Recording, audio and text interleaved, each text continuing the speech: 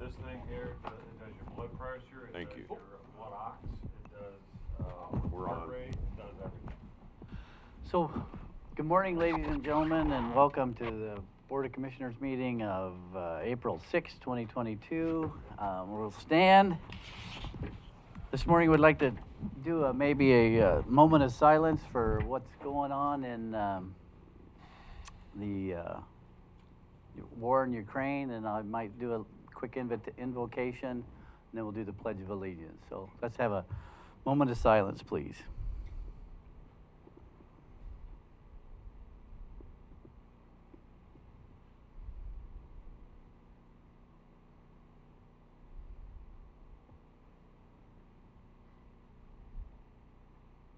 Heavenly Father, as we've taken a moment of silence just to remember those that are suffering and in war in the Ukraine with Russia, we just pray that you would just be a blessing to them somehow, and that war would end as quick as it could. We pray for the United States of America, Oregon, and in particular, we pray for Curry County this morning as we open up this meeting, and pray for wisdom, patience. May we be all quick to hear, slow to speak, and slow to anger. In Jesus' name I pray. Amen. All right, I pledge allegiance to the flag of the United States of America and to the republic for which it stands, one nation, under God, indivisible, with liberty and justice for all. All righty, thank you, folks. Amendment/approval of the agenda. Changes? I'd like to have Amendments? 15 seconds on a COVID report. 15 seconds. Yeah. Well, good, it's gone from a minute to 15 seconds. Here's some info. When you Yep. say I can't. Yep. So are we good with, I have one, I'd like to pull 5G okay, and put it over to 6F to discuss this. For a lot of our budget committee recommendations and everything else going on. I'd just like to talk about it rather than Okay. put it in consent agenda. You okay with that? Microphone. Yes. You okay with that, Cor? Okay. Yep. So there's one amendment, any others? Hearing none, I'll entertain a motion. Make a motion to approve the agenda as amended. Okay. I'll second that. Any question or discussion? Hearing none, all in favor say yes. Yes. I Motion carries 3-0. Public comments, I don't have. Zero. Let's go. I don't have any. JJ, do you have any? What Mary a- Sue Rose is not gonna comment, that's just amazing. What a boring meeting. Say, we'll get right into presentations, proclaiming. Quick comment. Okay, let's do Thank that you. quick. Just what I wanted to tell the community. Number one, we do have a new COVID variant. It's called, and I'm sure most people are probably aware of this, if not, they should be. It's a variant XE. I told JJ the other day it sounds like a hot rod Pontiac or something, but we need to be aware. And the second thing I want to mention, Mr. Chair, is that I've got an article here that counties with highest vaccination rates see more COVID-19 cases than least vaccinated. I've been following information on both sides. I'm not forming a conclusion. However, it's interesting that the mandates that have forced that may have consequences. I use the word may. Thank you for that Yep. time, Mr. Chair. Well, and there'll probably be people who could say just the opposite, so, but the truth shall But we've set been you free. pro-vaccine and anti-mandate. Yeah, Consistently, this board has, I believe. no, not pro-vaccine, not me. You haven't been, okay? I admit, I'm not vaccinated. I really apologize for in any way suggesting I speak for the two of you, but I have been pro-vaccine and strongly anti-mandate. Thank you. Okay. A is proclaiming April 22nd, 2022 Child Abuse Awareness and Prevention Month. Commissioner Pash. Thank you, Mr. Chair. Yes, we are asking that we have a proclamation proclaiming April of 2022 Child Abuse Awareness and Prevention Month. The National Child Abuse Prevention Month is also known as Child Abuse Prevention Month in America, and it is an annual observance in the United States dedicating and raising awareness to preventing child abuse. It has been designated Child Abuse Prevention Month in the United States since 1983. So if the board doesn't mind, I'd like to read into the record this proclamation. Whereas nearly 5 children die every day, think about that, 5 kids a day die in this country from abuse and neglect. And whereas a high number of children aged 0 to 17 in Curry County, Oregon, are victims of neglect and abuse each year. Whereas our president has proclaimed the month of April as National Child Abuse Awareness and Prevention Month. Whereas the victory over child abuse and neglect will not be achieved without the support of our entire community and recognition of the importance of awareness raising to decrease incidents of abuse and to support child abuse victims and their families. And whereas each April, Curry County's Wally's House, Curry Child Abuse Intervention Center, and other supporters of the child advocacy and abuse prevention movement ask the community to join their outreach and efforts to reduce and prevent child abuse. Now, therefore, the Board of Curry County Commissioners hereby resolves to proclaim April of 2022 to be Child Abuse Prevention and Awareness Month in the county of Curry. Very good. We don't need a motion or anything on that, Anthony? Yeah, we we do? do. We Okay. do. Would you like to make the motion, Mr. Pash? I'll move that we make April of 2022 Child Abuse Awareness and Prevention Month. Thank you very much. I would like to second, Okay. Mr. Chair. Got a motion and a second. All in favor say yes. Yes. Yes. Motion carries 3-0. Thank you, gentlemen. Yeah, I'll sign that whenever. Next one is Curry County Fairgrounds Capital Improvement Presentation. Caitlin and Bob. Oh, Getting double teamed. she's got a little stick thing. Were you working last night, a meeting? Yeah. Yeah, at the showcase? Yeah. I saw your rig there. Good work. You need a hand, Caitlin, with? Well, we'll see. Because all we have to do is we just say Eric, and he comes a running. Oh, you got something up there? Yeah.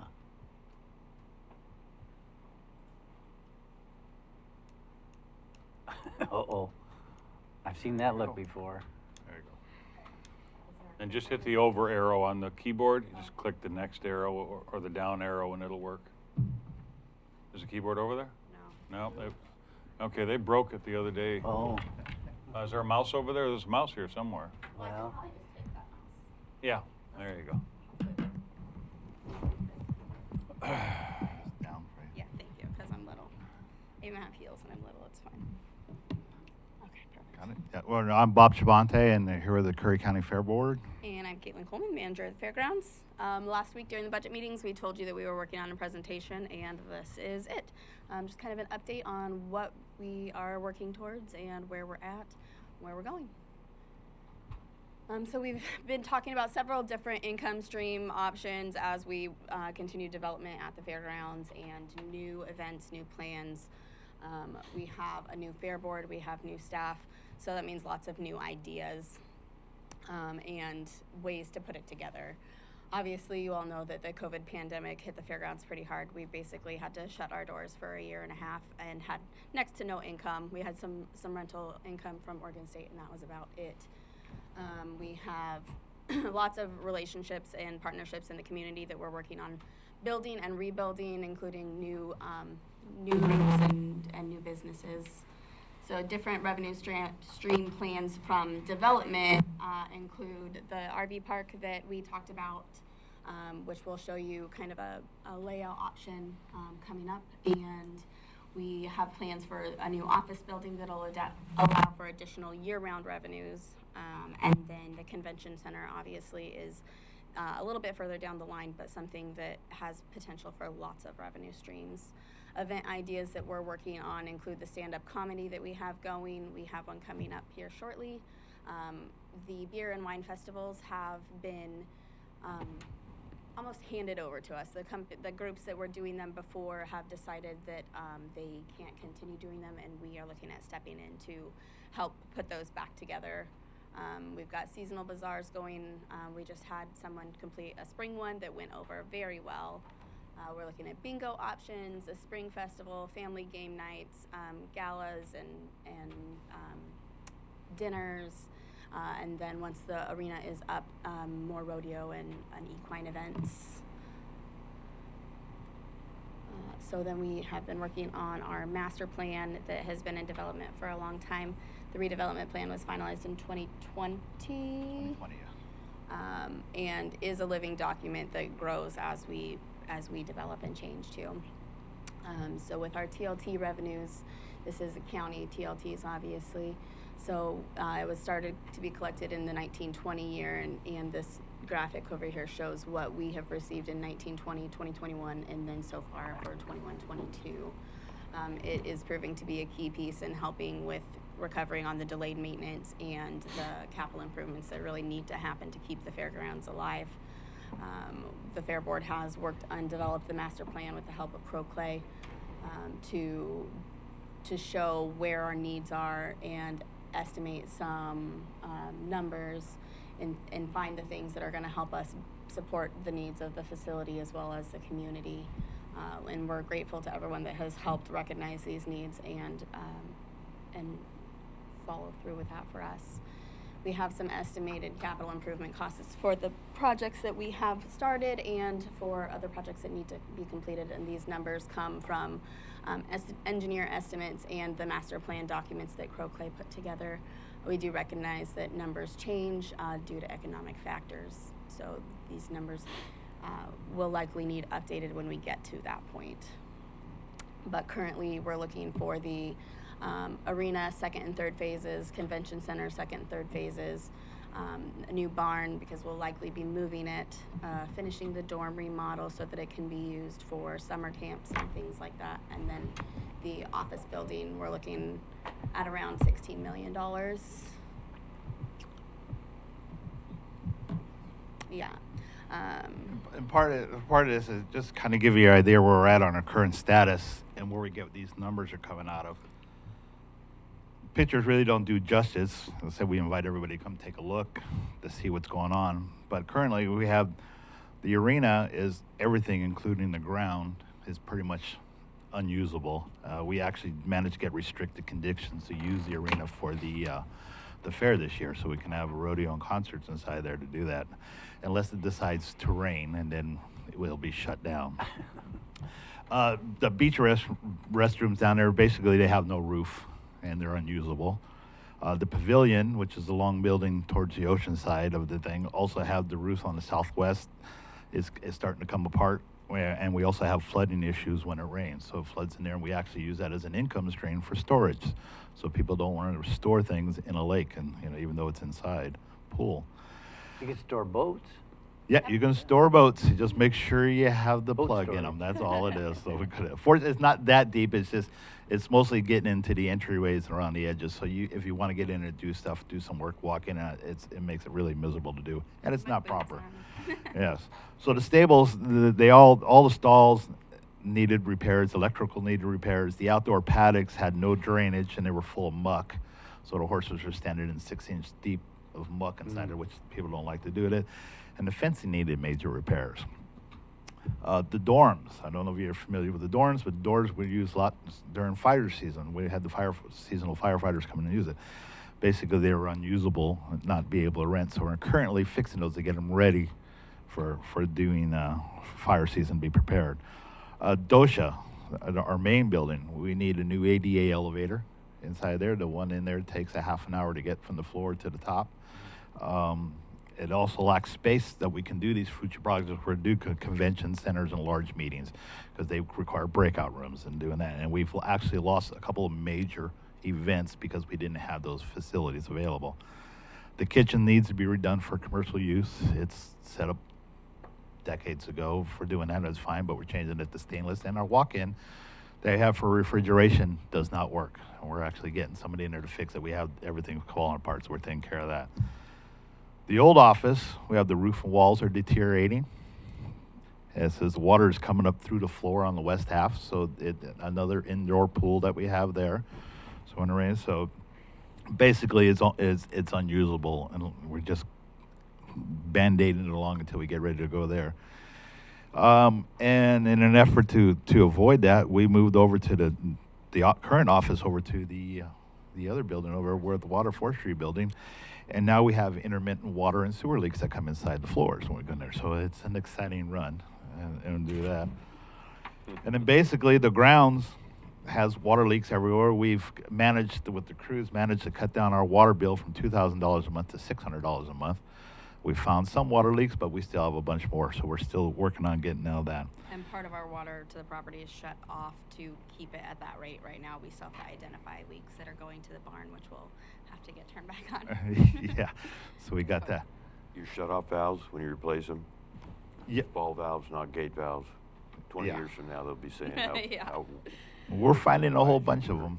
Yeah, We're they're, finding in places you'd be Pipes stacked on surprised. Pipes and Oh, yeah. things that go nowhere, and So we do that, and then the facility is what we're also looking. What we're trying to do, incorporate our plans is some more energy efficiency. I mean, we have those old sodium lights that take an hour to warm up, and it's still gloomy inside there. So we're trying to work on that. So we're trying to make the place more efficient, more usable. That's where we kind of get where our numbers at. I mean, we're decades behind. That's where we're at, $16 million based on the thing. So. I just have one quick question on the numbers. Have you identified a resource for those numbers yet, or?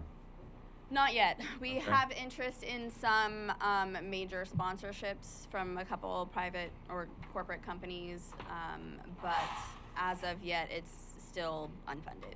Just so you know, I am still working on that one in Medford I told you guys about, so Yeah. that is still a live ticket, so. That's great. And then we're getting in this process, we just set up our next phase where we'll actually have a digital model.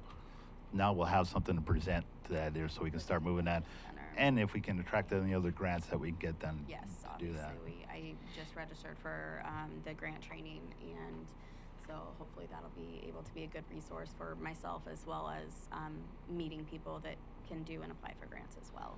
And then the other thing is that we're putting this all together to make sure that we generate these revenue streams so we can use the TLT that we do have available efficiently Yeah.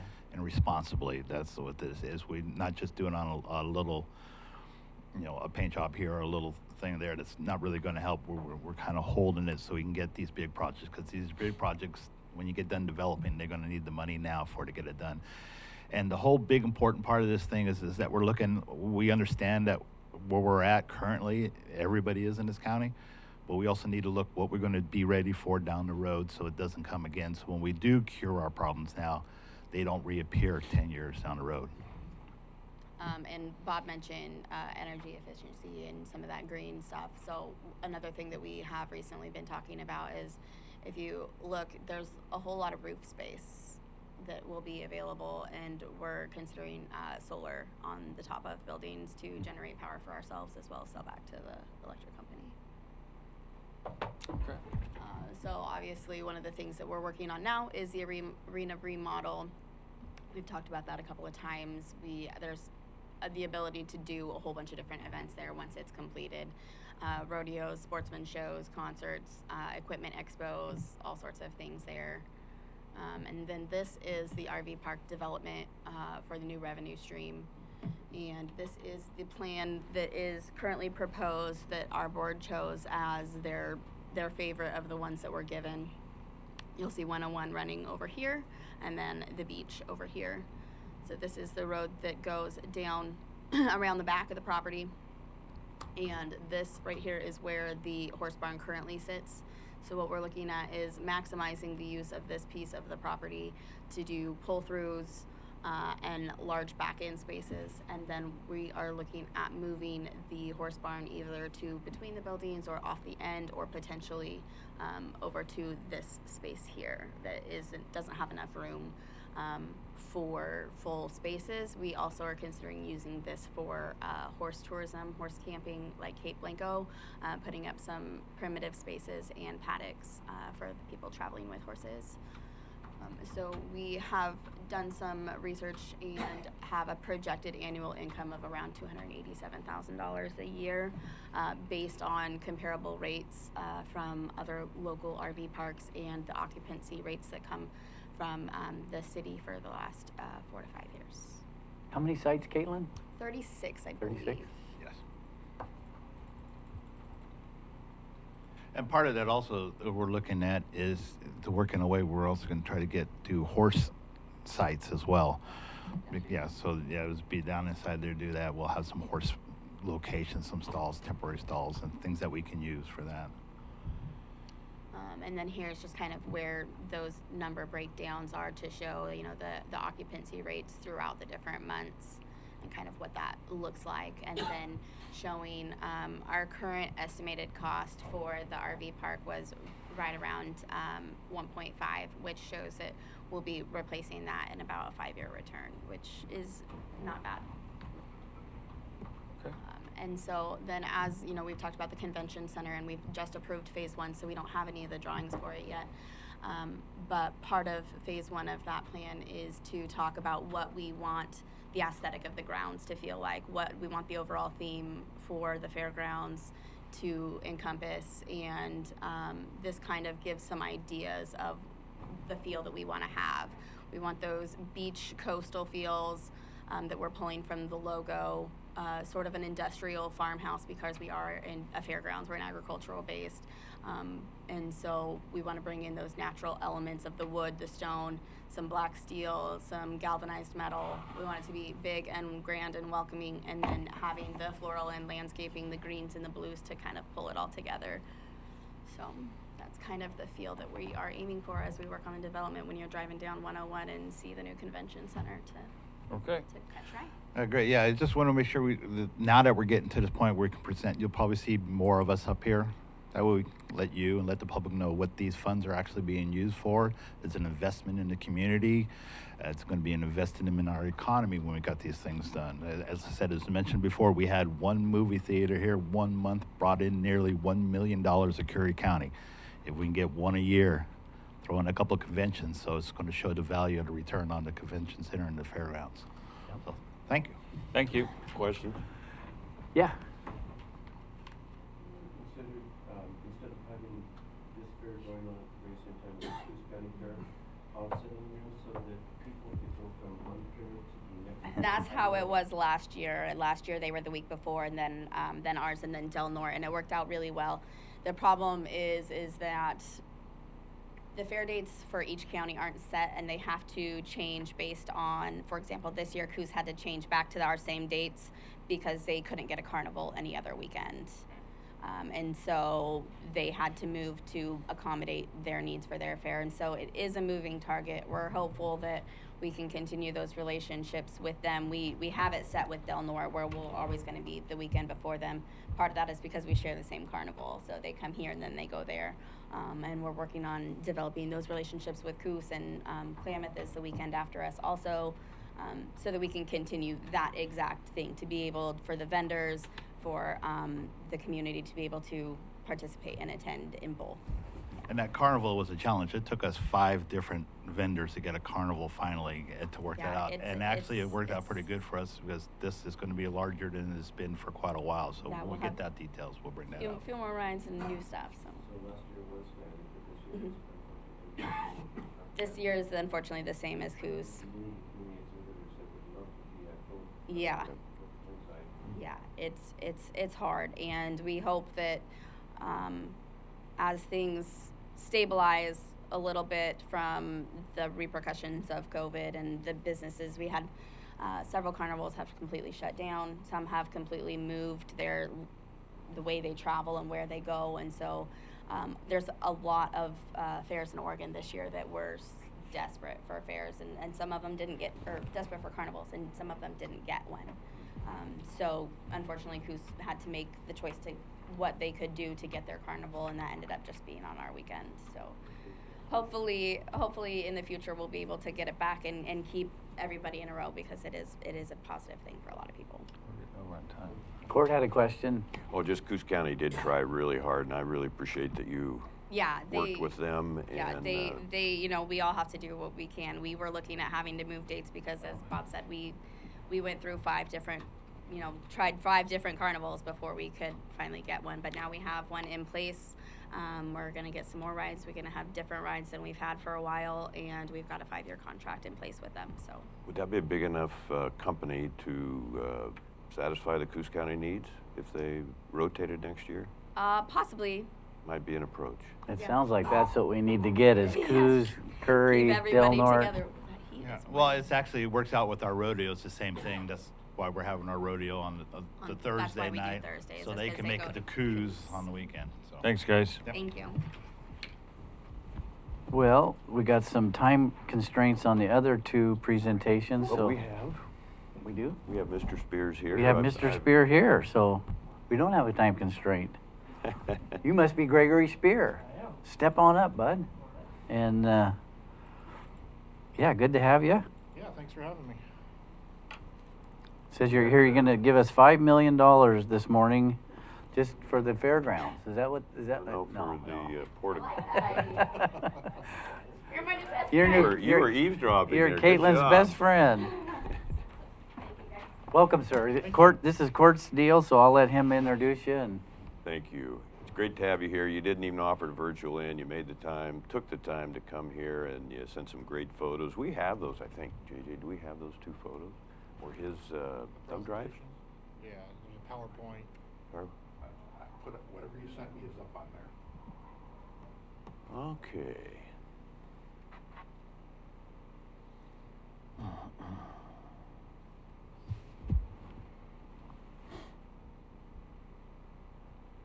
Nothing's clicking, is it? I see a PowerPoint. I don't know if it just didn't have the right label. That is actually probably the jail courthouse, I suspect. But you can go ahead and click on it, though. We should have at least provided you with a mouse right off. And my computer screen just went blank. Oh, here we go. So while you're looking there, Gold Beach, Oregon Army officials announce a $5.3 million contract award for dredging the Rogue River at Gold Beach, Oregon. The U.S. Army Corps of Engineers maintains navigation channels along the Oregon coast, and dredging is an important component of keeping the Rogue River Harbor open for recreational vessels, including jet boats, fishing guides, sport fishermen. And the pictures you sent, of course, were from the port entrance, which is probably the biggest concern we have, but all included. Did a little research on the company that got the bid. And of course, first thing I thought of is if you could work that kind of magic on this, maybe you could help us with Cold River's fish hatchery with some Army Corps rather slow movements on some very important repairs and updates on a 47-year-old fish hatchery. Anyway, I thank think you. that's our property, but doesn't ODFW operate and maintain that? Yes, through a contract with the Army Corps of Engineers. And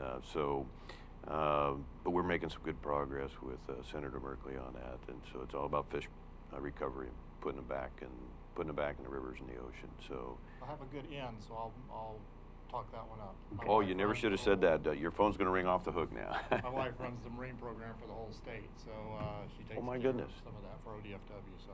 You know, there's just real quick. There's been a little bit of conflict. I don't want to say conflict, but just between ODF&W and the U.S. ACE because of the slow moving. I mean, I've got a little bit of a presentation later this afternoon, just commissioner updates on the power source that is lacking. They have 2 backup generators there, plus their main backup generator should the power ever go down. Because of the water temperatures drop for the fish, they can lose millions of broodstock. So the court did finally, if I can put it in that term, recognize that they needed to put a new power line in between their powerhouse and the actual hatchery, which is about a third of a mile.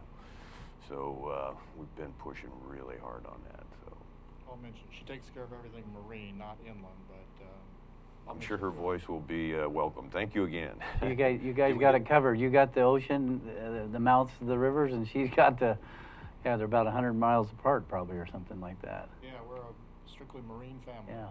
So did you send that PowerPoint direct to me or? I did, I sent it to your email address. Okay, let me see if I can find you. You're not finding it either.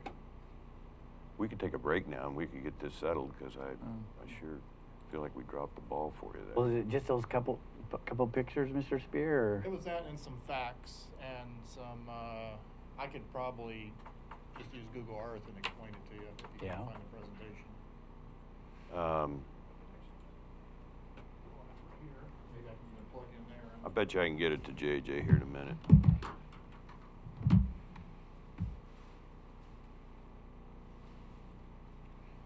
No attachment on that one. You could set that mouse over on the side there if you want to.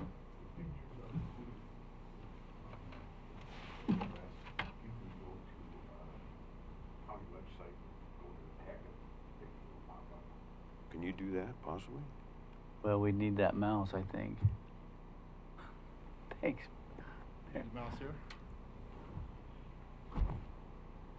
I'm sure you sent that, but I'm not finding it, I Mr. sent you Spear. an email and I should have questioned it because you usually respond back. Where are and they, JJ? Say that you got it and I didn't get anything. On the county website? Google. Well, can we take a break and get this figured out so Keyboard we? to type. Oh, here we go. Here's a link. Is that what you sent? No, it was a actually PowerPoint presentation. Because we can't type. You can't type. Can't with type that. anything, yeah. I have a. Because if you're comfortable running it off of yours, then Yeah, we I'll can do just that. come out to- Get it up here and.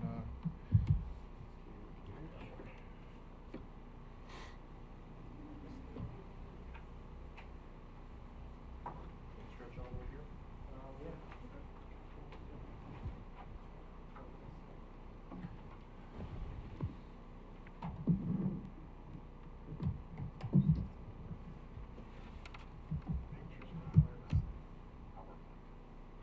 I don't remember me seeing the PowerPoint, so no wonder you didn't get it. I don't. It would have been last Friday or Bad. Monday. Well, it could have been Monday or Tuesday. Sure.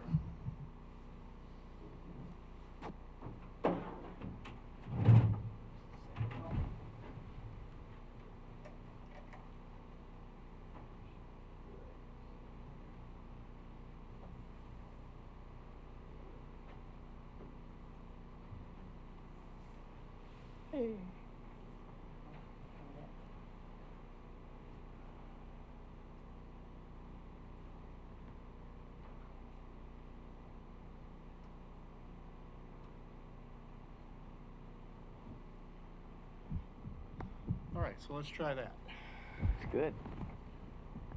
So I'd like to start off with some facts and some terminology here because it gets rather confusing. So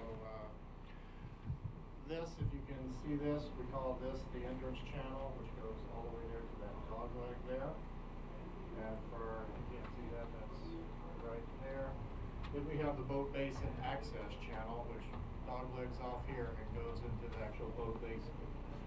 This is divided into two because there's a demarcation line right here on the jetty there for the breakwater.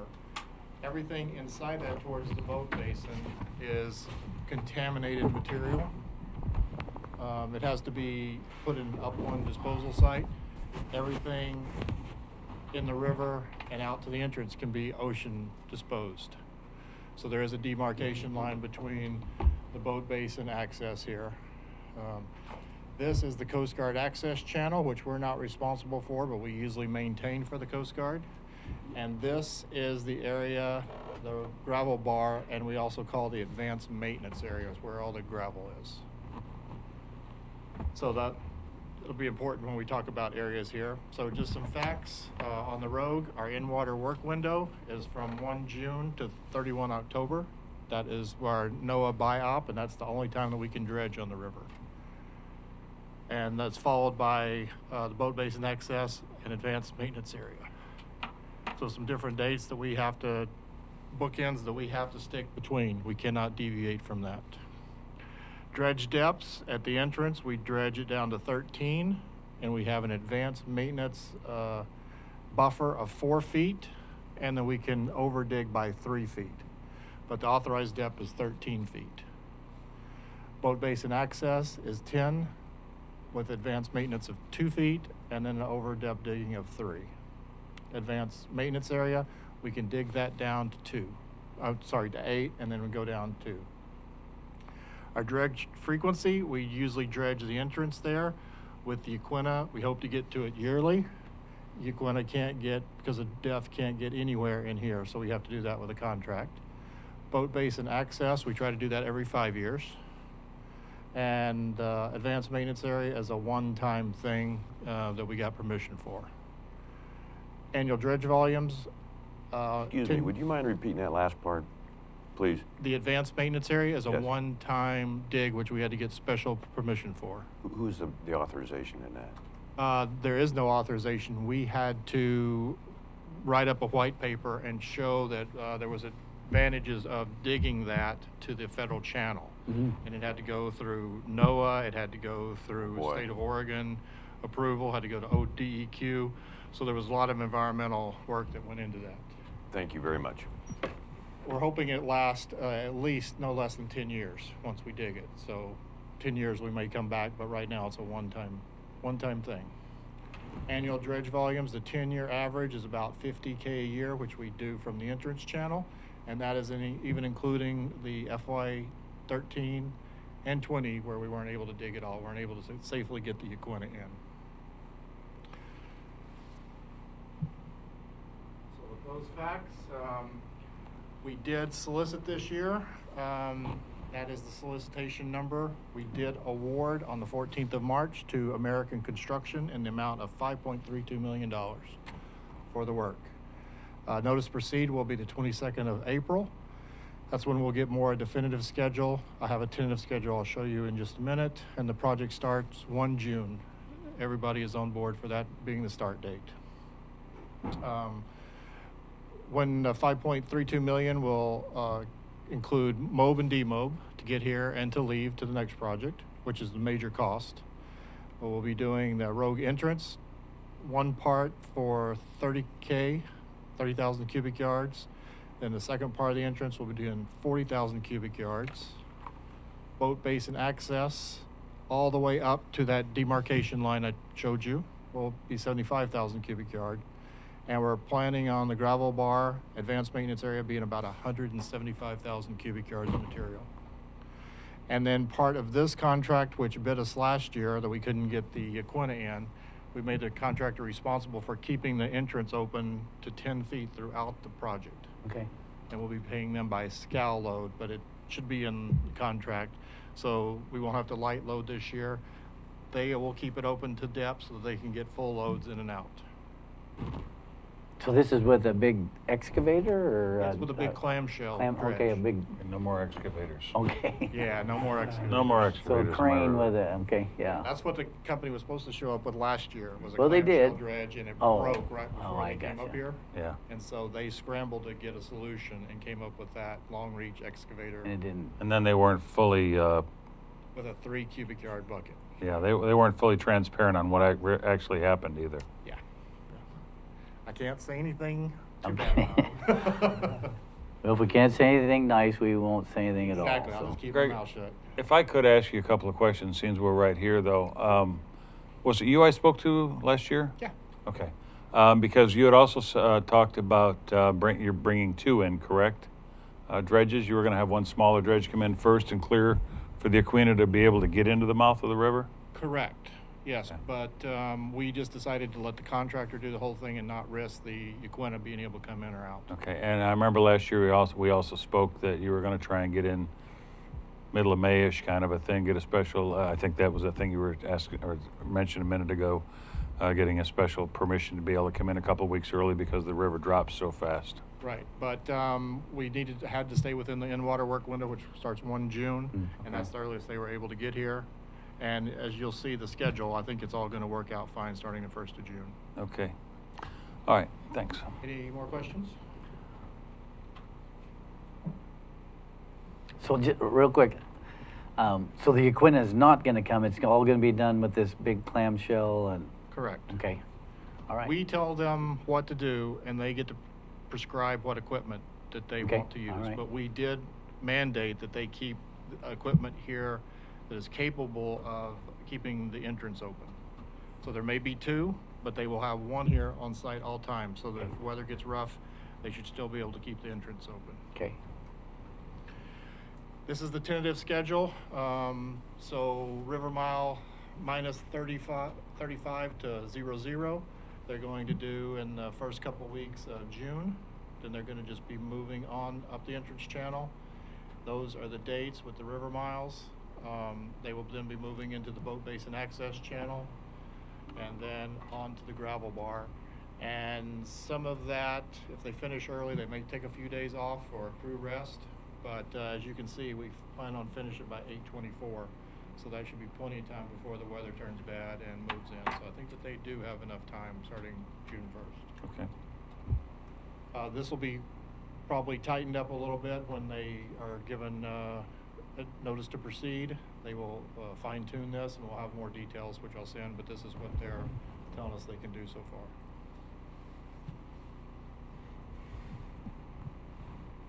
And then that's the majority of it. Any more questions? All right. Yeah. You mentioned earlier something about stores being contaminated. Which ones were you referring to? Go back here. So we do sediment sampling every 5 years on here, and there is a demarcation line right there with the breakwaters into the boat basin. Everything inside that is contaminated, possibly not in a hazardous sense, but not conducive to disposing in the open ocean. We're mandated by EPA what we can do and what we can, and it's just over their thresholds to actually dump in the water. So I believe there is an upland placement site, maybe right there, that we normally, when we hire a contractor to dig this out, they will put the material right there. I think there's some still down there right now. But anything outside of that can go for ocean disposal. Any more questions? Court? Just really glad to hear you mention the Coast Guard. You know, they don't have any means to dredge, nor do we, and so that that almost sounds like it's under the free category, and yet this bar that we have, as you well know, is dangerous to the fishermen, and especially the sport fishermen have got to push their luck, you know, and they go, and so to have, they have deep draft water boats, and so anything you can do there is just, I think, gigantic, so that we can keep them here for a longer part of the year. Thanks again on that. Yeah, we worked really hard with them this year, and almost till we had to make award, we kept waiting for them to see if they could come up with the money to actually dredge this, and they just couldn't come up with the money this year.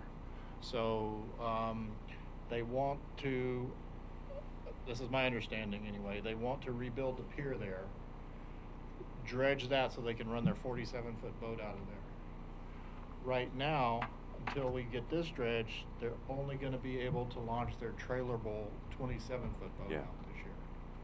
So hopefully they can come up with some money in future years to get this dredged and rebuild their dock, because it sure would be nice to have that 47-foot vessel operating. So we should be working on that now, huh? Yes. Okay, thanks again on that. Chris had a question. Greg, I just want to personally say thank you to you. I know you and I've been talking for the last year and a half or so about this, and I've expressed my frustrations, as have you, about some of what's happened. And I just want to personally thank you for follow through. You made some, I don't want to say promises, but some strong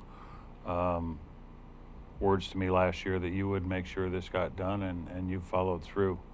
I know there's been several people that have put some work into this, and I just want to say thanks.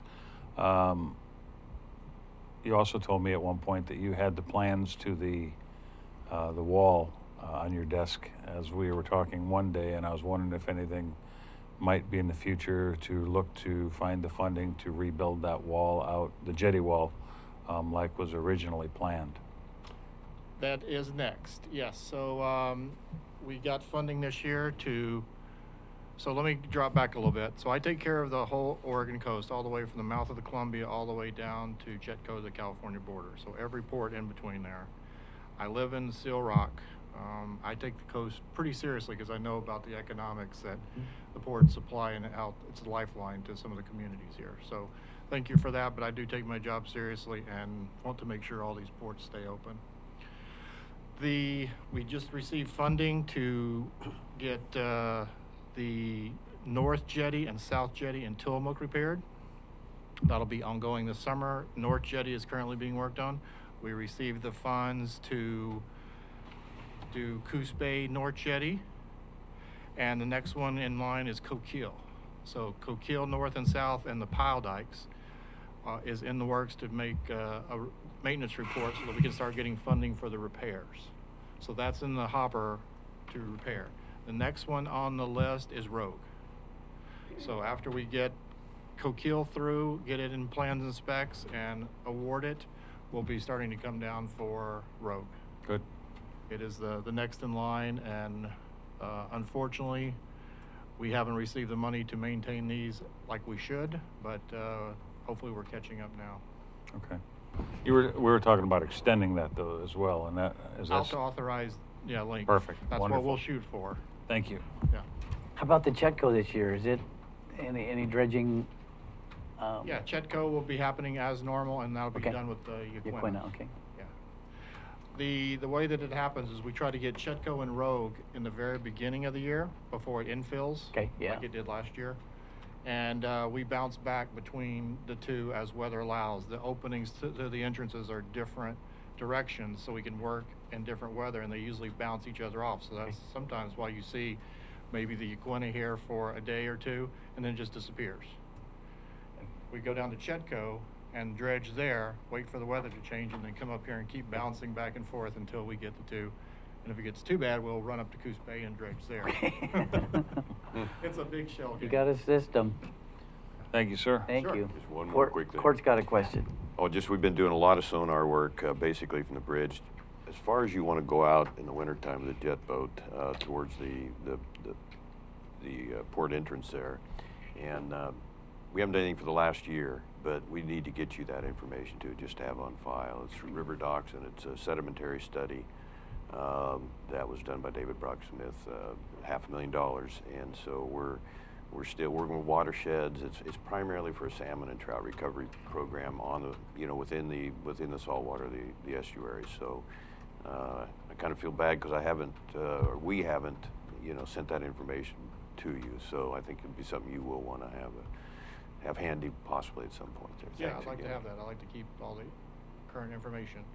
If there was anything else, I can't advocate that you do anything, of course, but if there's anything that that might be helpful in keeping the channel clear. I have some backup slides that-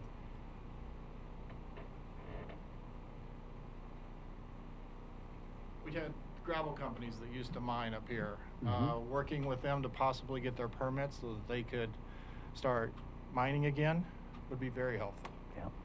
I've worked with a couple people there and Kelly with the Watershed Council, and there should be a way that we could mutually benefit each other and let them make the profit from the gravel. Possibly they could take some up to salmon restoration beds at their cost up north, but it would help us keep that gravel bar free too. There's a mutual benefit to everybody Yep. here, and we should be able to work together and figure out how to get this done. Well, you just hit a good note there. Yeah. Because we need so much rock back up the river into them salmon beds, and that would be a great way to fix it and a cheap way to fix it. And it might help with permitting if they say that they would haul so much gravel up there at their cost to give to them. Yeah. Maybe that would help with permitting. I don't know, but it just mutually benefits everybody. Good. It all ends up right down. And those are And two. it's excellent gravel. Everybody wants it. It's Yep. number one Mhm. gravel for concrete and Yep. highways. And those are two Curry County employers there. Yep. Exactly. Very reputable companies. Yeah, we did everything that we could to try to find an upland placement site to put that on shore for beneficial use. But the volumes and everything just exceeded what was possible. And Thank you, sir. Sure. We'll do our part. Eric, could you come plug everything back in, please? Well, that's right. Greg, thanks again. Yeah. You've been incredible to work with. Thanks for showing up in person. Yeah, That's my n- pleasure. that's nice. Thank you. That's nice too, is not looking at you on a TV screen. So. How long are you gonna be around? I will share the more detailed schedule with Andy when I get it, so that I think he passes stuff I sent him along to you guys. Okay. How long are you gonna be around Gold Beach? You going to you stay in here for a while? Today, Yeah. I was gonna head back tomorrow and just stop at my other project. Let us know next time you come down. We got to get you out in a boat there and have some fun. Thanks again. Thanks, bud. So if we could, we got the Coos County Forest guys, timber sales, and what's your official name, Lance?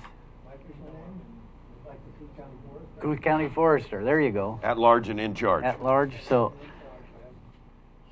What number is that one? well, it's 6A. If we could go there real quick, Becky, and if the board will allow me that, and Yeah, because we these- got 10 or 15 minutes. these so- guys are here and ready to roll, and Yeah, first, I'm Becky Crockett, the Curry County Planning Director. I'd like to introduce a couple of guests that have come down from Coos Bay to help us with the project. Lance Morgan and Cole Waddington. The reason we're here today is to talk about what we call the Moore Agreement. The Moore Agreement is a multi-jurisdictional agreement throughout the state of Oregon. All counties have signed on to it except for 2. We would like to use that agreement for the purpose of allowing Coos County, the Coos County Forestry Program, using their expertise to help us manage for economic benefit the property across from the Pacific High School, the 34 acres that ultimately we'd like to put a veterans RV park on using park models, and the lower half of that parcel is being focused on by the road department for emergency storage, material storage, and possibly management of debris during a catastrophic event within the county. I don't know what additional information you need. We've talked about this proposal for quite some time, actually. In your packet, there is a scope of work dividing up the task between the county, Coos County, as well as Curry County. The road department has a big amount of work involved in this. Essentially, the role of Coos County is to authorize and conduct a timber sale on that property and do all of the requirements that are laid out in state statute and ORSs for a timber sale. They'll take care of that after the timber is removed. Then the road department will come in and actually finish the surface of that, primarily take out the stumps and smooth things out. They will actually be on the hook for what's one of the most important elements of after we remove the timber, and that is for gorse management. So they will exercise a fairly aggressive weed management program to make sure that that parcel doesn't grow back up in gorse or Scotch broom. And then we'll need to replant the edge of that property along the highway and put back the trees. The cost for having Coos County work on this is estimated between $4,500 and $5,500. That's an estimate based on their rates for their staff. And we're looking at this as a first step in having Coos County help us with managing possibly other parcels. If we go forward after this experience and we think this is a workable situation, we'll probably enter into an IGA with Coos County for the purposes of managing our forested areas in Curry County. And that's pretty much it. all right. Well, board, any questions? I'm ready to make a motion. There- When you're ready, no hurry, I'm- Mr. Chair. Any court? Any? I'm Chris. No, I'm just surprised that this was done in February of 2021. More than a year ago, this was done, and we haven't moved forward with it. So yeah, I'm thrilled. Okay. Well. So, Director Crockett, you chose a path here that is, you know, those Coos County commissioners are hard to get along with, number one, but they're great board. And I think I met you guys 3 or 4 years ago at your office. Yeah, so, and to have you drive down here today, as Mr. Spear did, your reputation in Coos County is tremendous. I think you have 17,000 acres of timber. And so Director Crockett, yeah, thanks for putting this together. Assuming the board approves this is a great day. Yeah. This is a great day. So I'll entertain a motion. I'll make a motion, Mr. Chair, that we approve this contract agreement with Coos County Department of Forestry via Curry County Planning Director Crockett. Perfect. I'll second. Okay, we got a motion and a second. Any discussion? Hearing none, all in favor say yes. Yes. Aye. Motion carries 3-0. We got to bring these guys up though, don't we? And just since they made the trip If you down have here. questions, they're no timber. Yeah. Play with timber, but yeah, I don't Chris, know do you have a like them. question? No, I just wanted to bring something up with Becky before she leaves. So if you want to introduce them first or do anything else, you Yeah, guys we- good? Well, I think we did. Okay. Those timber guys, they really don't like a whole lot of fluff and stuff. All right. I just wanted to bring something back up then. Becky sent all of us an email this week concerning ORS 475A. And I would like to, move forward with that and put that on a future meeting that we can look into doing some work on that and protecting this county. So that would be the magic mushrooms. Yes. Oh. I can't say what they're called. Yeah, I can't either, Psychedelic. but it's Psychedelic magic mushrooms. Yeah. so. Okay. Thanks. Just appreciate your work on it. Thank you, gentlemen, for coming up. One other Down. thing I'd like to maybe just Come on up, Lance. Yeah, please. You have to put your face on the screen and your voice on tape. One other thing, since COVID restrictions have lightened up now, I know Court came to a forestry tour we had probably 3 or 4 years ago now. Yeah. I'd like to invite you to, all three to come up if you'd like this next summer if we go forward with that tour Good. of our forest. You bet. I love it. How many, you have 3 employees in your forestry department, if I recall? Yeah, we have 3 field employees and our secretary, yep. So 4, okay. Yeah, And we- and can you tell us generally what the revenue is, just average for Coos County with the way they've managed their timber the last 20 Usually, years? the average probably for the last 10 years, the revenue to the county has been 3 to 4 million. Yeah, every year? Every year, It's an average, yeah. yeah. That's what I recall. Yeah, depending on the market. Well, So that's Lance great. has a pretty neat system that he's been here a long time. But him and John Sweet neither one of them can retire until the other one does. And I think Mr. Sweet is in his early 80s, Yep. and he's You're running not again. anywhere near that. No, he's actually our age, so you won't quit until he does, and he won't quit till you do. This And is the last time he'll run, but he's told me that before. yeah, Well, So tell we- Melissa we said hi too. yeah. Yep, no problem. So I have one more before we Yeah. cut it off here. I just want to make a comment on Director Crockett's sweatshirt. That is, it's absolutely golden and so perfect for Curry County, all of Southwest Oregon, all of Oregon for that matter. So are you selling those by chance? A logging. It is a picture of a log truck, which is part of Oregon's heritage and history and advantage. This is gonna really date me, and I bought this sweatshirt at Hanscom's Market Oh. in Harbor 40 years ago. And I couldn't wear it when I worked in Portland. Yeah. Could you give just a little information about Hanscom so the public knows? They closed down, what, 15 years ago? Oh. About More than that? 20-some years Yeah, ago. yeah, longer than It that. used to be the go-to store for anything. Yeah. And Vern Hanscom was there greeting people every day, Yeah. for what, 40 years probably, down at Harbor. And it was an old-fashioned, the wooden floors. He sold kind of a hardware store, but it had everything, Everything. including log truck sweatshirts. Thanks a Thank you. million. Thanks a lot, guys. Thanks, guys.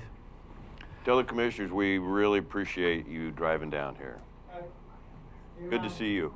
10 o'clock, 10 o'clock, we'll take a break for 15 minutes. We'll be back here at 10:15. Thank you. You got allergies or cold? Yeah, allergies.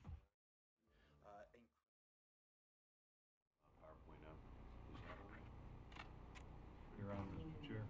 All right, welcome back. We have taking a little break, and we're back, and we will look at a motion to approve consent agenda as amended.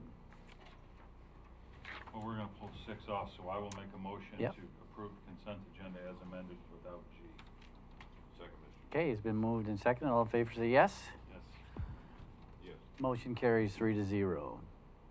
So, discussion action items, we already did 6A. We will go to 6B, ARP funding of federal grant writing course for 3 county employees. I think that was Summer. Summer Matz. Summer? Summer. You guys can't get to that quick. 6B. If you want to, while he's going to get her, I can do what I'm gonna do in a matter of 2 minutes. Okay, that's the C, 6C. 6C is to go from 3 commissioners to 5. As we already have an election on a ballot measure this year, I would ask that once again to allow the voters of Curry County to vote to Oh. have. Your microphone, sorry. I'll start over. As we already have an election on the ballot measure this year, I would ask that once again to allow the voters of Curry County to vote to have 3 full-time commissioners as we have now, and to have 2 part-time commissioners only paid a small stipend with an equal vote in county matters. With that, like our cities successfully have, having 5 commissioners would allow 2 commissioners to meet and work together on a plan and brainstorm many of the issues that we are facing in this county. I know the current county commissioners may disagree with the premise of 5 commissioners. However, as we have learned in budget meetings, many things have changed in this county in the last decade or 2, and it is only fair that we ask the people of this county to speak and vote on this. So what I'm asking is self-stated, but I just want to emphasize that so many things in this county have changed. So many cities operate very well with a 5-member board or commission or committee, whatever they call them. And there's just, I just think by itself to have 2 commissioners that can actually sit and talk with other officials, with other organizations, and really spitball and mainstream some of the things that we deal with, and that becomes a legal thing to do. The value in that is immeasurable. To have 2 commissioners that can actually put their heads together and work on something to get it done, and it just doesn't get kicked down the road waiting for someone else to get on board and do it. So all I'm asking is let the public decide, let the voters of this county decide. I know it was done again one time 10 or 12 years ago. I'm not sure exactly what year the last one was. I'm not asking for an administrator. I'm asking this board to allow to have 5 commissioners, 3 full-time, 2 on a very small stipend that have an equal vote, and it would, I believe it would help the county immensely in a lot of the issues that we face daily. That's all I have. Okay, discussion? Well, you know I have a lot to say. Thank you, Mr. Chair. So, did I hear you say, Commissioner Pash, that you would not be, as part of the structure, having a county administrator? No, sir. Then how can it be like the cities? How would do you have a back office manager? What is the expectations there? Well, I think we're all like-minded in that we never wanted an administrator to have full authority over the county. That we had a director of operations, but the separation of that was that she couldn't do hiring and firing and those kind of things. There was a different a set of rules for that person, but this board is wanting to keep. They don't want an administrator. They don't want a director of operations. They want the board to be the direct management over the different departments. So with that, I just think so much of the workload could be spread over so many people, and to have 2 or 3 or 2 commissioners to be able to sit and work together would be immeasurable. So just a couple questions for clarification. Did I hear you say 3 full-time commissioners and 2 on a stipend? On a very small stipend, whatever the minimum state law allows. Okay, and I heard you say a city council, and so the reason I'm going to be very strongly opposed to this is if you don't do anything other than just look at the other 7 counties in our district, I'm back to AOC there, which is not really the proper characterization, but the 5 counties, you go to Lake, Klamath, Josephine, Jackson, Coos, Curry, Douglas, all have 3 commissioners. They do not have 5. So if this was such a incredibly good idea, why have none of those counties ever took that position? I think it was tried in Douglas County, some form of what you've defined there, Commissioner Pash. I think they tried it 3 or 4 years ago and it went down hard. What the people want is full-time, full committed 3 commissioners. And so that would be my challenge to this board, previous boards, and it works everywhere else. It's been really a disappointment for me over the years that it has not worked here. But I do not think, and I will be strongly against a 5-member board because I don't think we can afford it, and this is not a city council.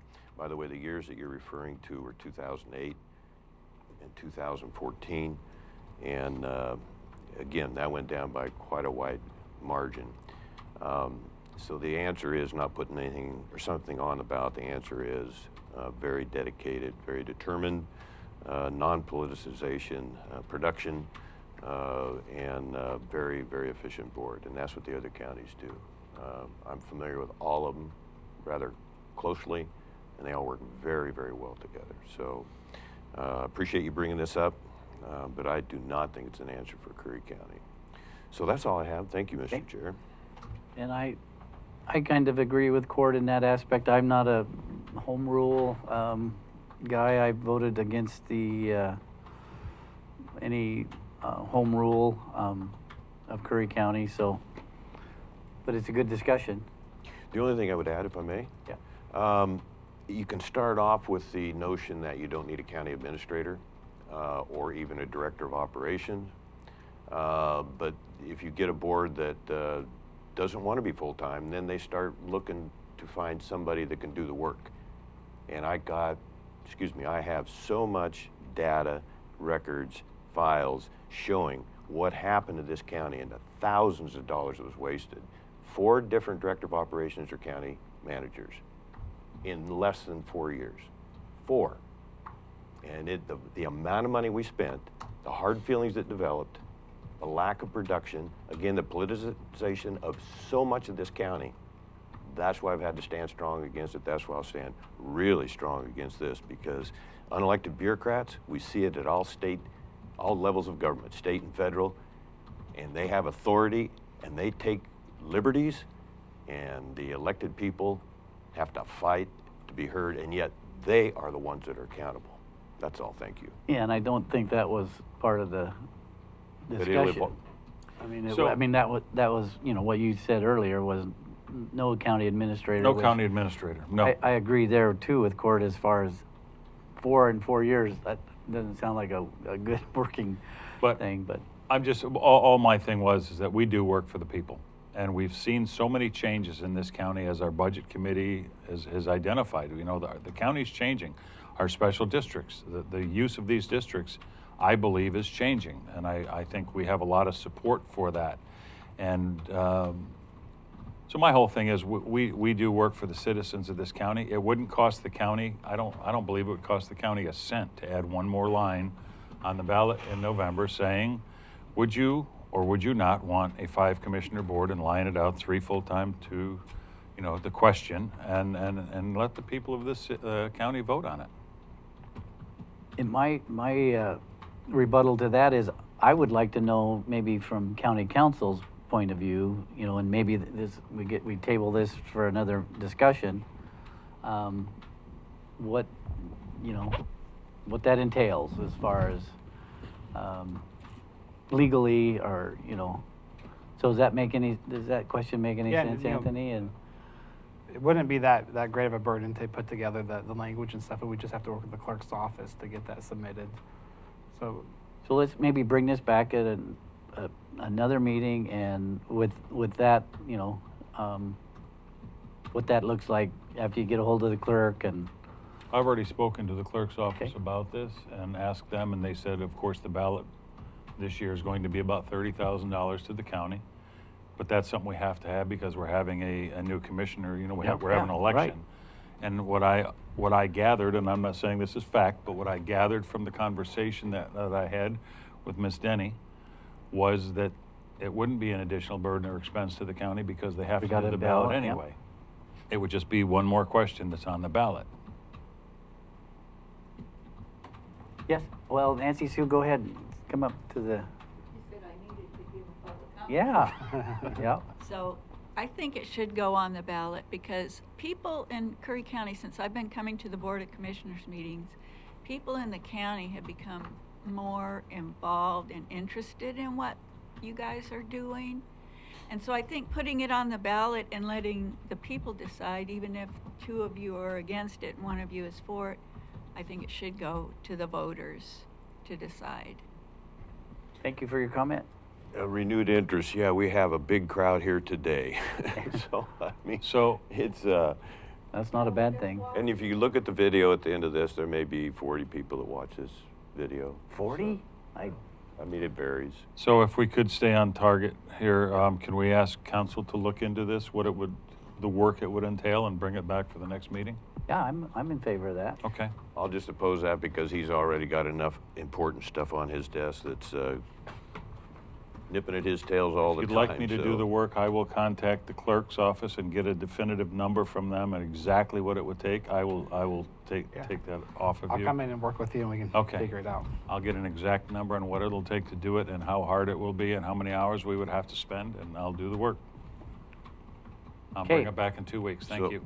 Question? Yep. Council Pope, is it, just to clarify for the public, is it solely the board's collective authority to make that call whether it goes on the ballot? Well, yeah, you guys could decide to put it on the ballot. That's Okay, thank you. Okay, next up is, if there's no more discussion Nope, on that. good. Summer. 6B is, we jumping around here because somebody wasn't in here ready to roll. She's ignoring me right now, looking at, well, I got a smile. ARP funding of federal grant writing course for 3 county employees. Good morning, Summer. Morning, Commissioners. Summer Madison, Economic Development. Humboldt Area Foundation and the Wild Rivers Community Foundation brought to us the opportunity to identify employees that might be eligible or interested in investing in a grant writing course as grant architects for federal funding. And so put the question out there to a variety of departments that might be able to provide that opportunity, and we've got 3. It's an intensive training to gain skills and competency as a qualified grant architect capable of building consistency successful for Curry County, and the purpose of the training is to build the capacity and to fill the gap of inequity. I didn't place this on the consent agenda with hopes that it would hopefully bring discussion. This is a direct result of a response in the budget deficits that we're facing currently. And I don't feel that it's an irresponsible ask nor a knee-jerk reaction. Luckily, Wild Rivers Community Foundation has awarded the applicants $9,000 in scholarships. So what I'm asking the board today is that they invest 0.0007% of ARP funds in the amount of $6,750 to support 3 county employees in attending this grant architect project, giving us more experience in applying for federal grants. Discussion? I'm all Question? for that. I'm all for that. So, Mr. Chair, we have one more. I was gonna ask Summer, so it says employees of community development, Mm-hmm. which is, That's myself. okay, And event then- center. And then Veteran Services. So Addie, I don't think Anthony Bowdy's gonna do that, but, so event center is, Caitlin Coleman. Okay. So you personally were gonna do it? Yeah, I was. I've Was or are? Well, that's up to you. Oh, okay. So initially, I was not going to, but then considering the commitment in time that that's going to require, and the retention of the materials that will be critical to the future of investing in federal grant applications on behalf of the county, I wanted to make sure that those materials were secured on the S drive, so that you know, anybody in succession of the positions currently attending have access to that. There may be departments that are too strapped with staffing that don't have the opportunity to send staff, and so I want to make sure that that information is as available as possible. Professional development for our own workforce. Because it's a commitment. I like training is scheduled Monday, Tuesday, Wednesday, third week of each month, from April through November, and typically 9 a.m. to 3:30 p.m. So you know, obviously, you read this, and the other, Caitlin knows the commitment, and Addie knows the commitment that would be involved if we approve this. Yeah, the in-class equals 15 hours a month for 8 months. So I know Becky is standing there ready to speak on something, so let's let her, and if anybody else has got any questions for Summer? I'd like to wait till you could stay for a moment, right? Sure. Yeah. Thank you very much.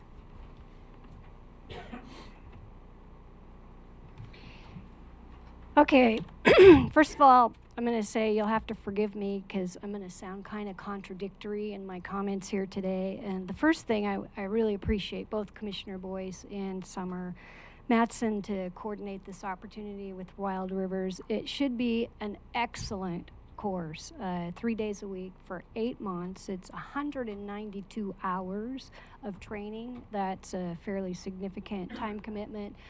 There are people that within the county that we really wanted to have participate in this course, but their workloads wouldn't allow them.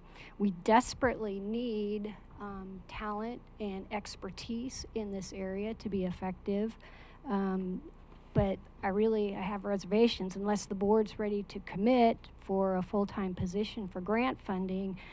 The experience that we've had here shows that the payoff for sending people that might be able to participate because others that are really going to be effective can't participate is probably a little bit of a shortcoming in what's being proposed. You've already paid for multiple employees to have grant writing training over the past couple of years. The dilemma is seldom do the trained employees reach out to others and help us with grant writing. It's individuals get trained, those individuals apply for small grants. Sometimes they're successful to provide additional funding for their programs.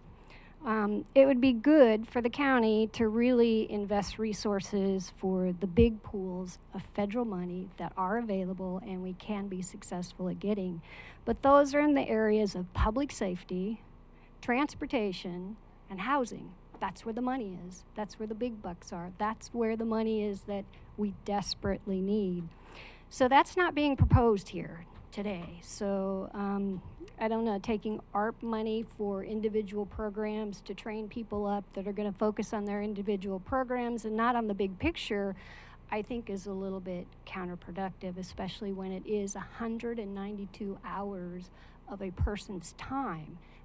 I know in our department, we can't find anybody that could spare that amount of time to do this training. It's just, our budgets are pretty slim as far as the people's expectations and what they deliver.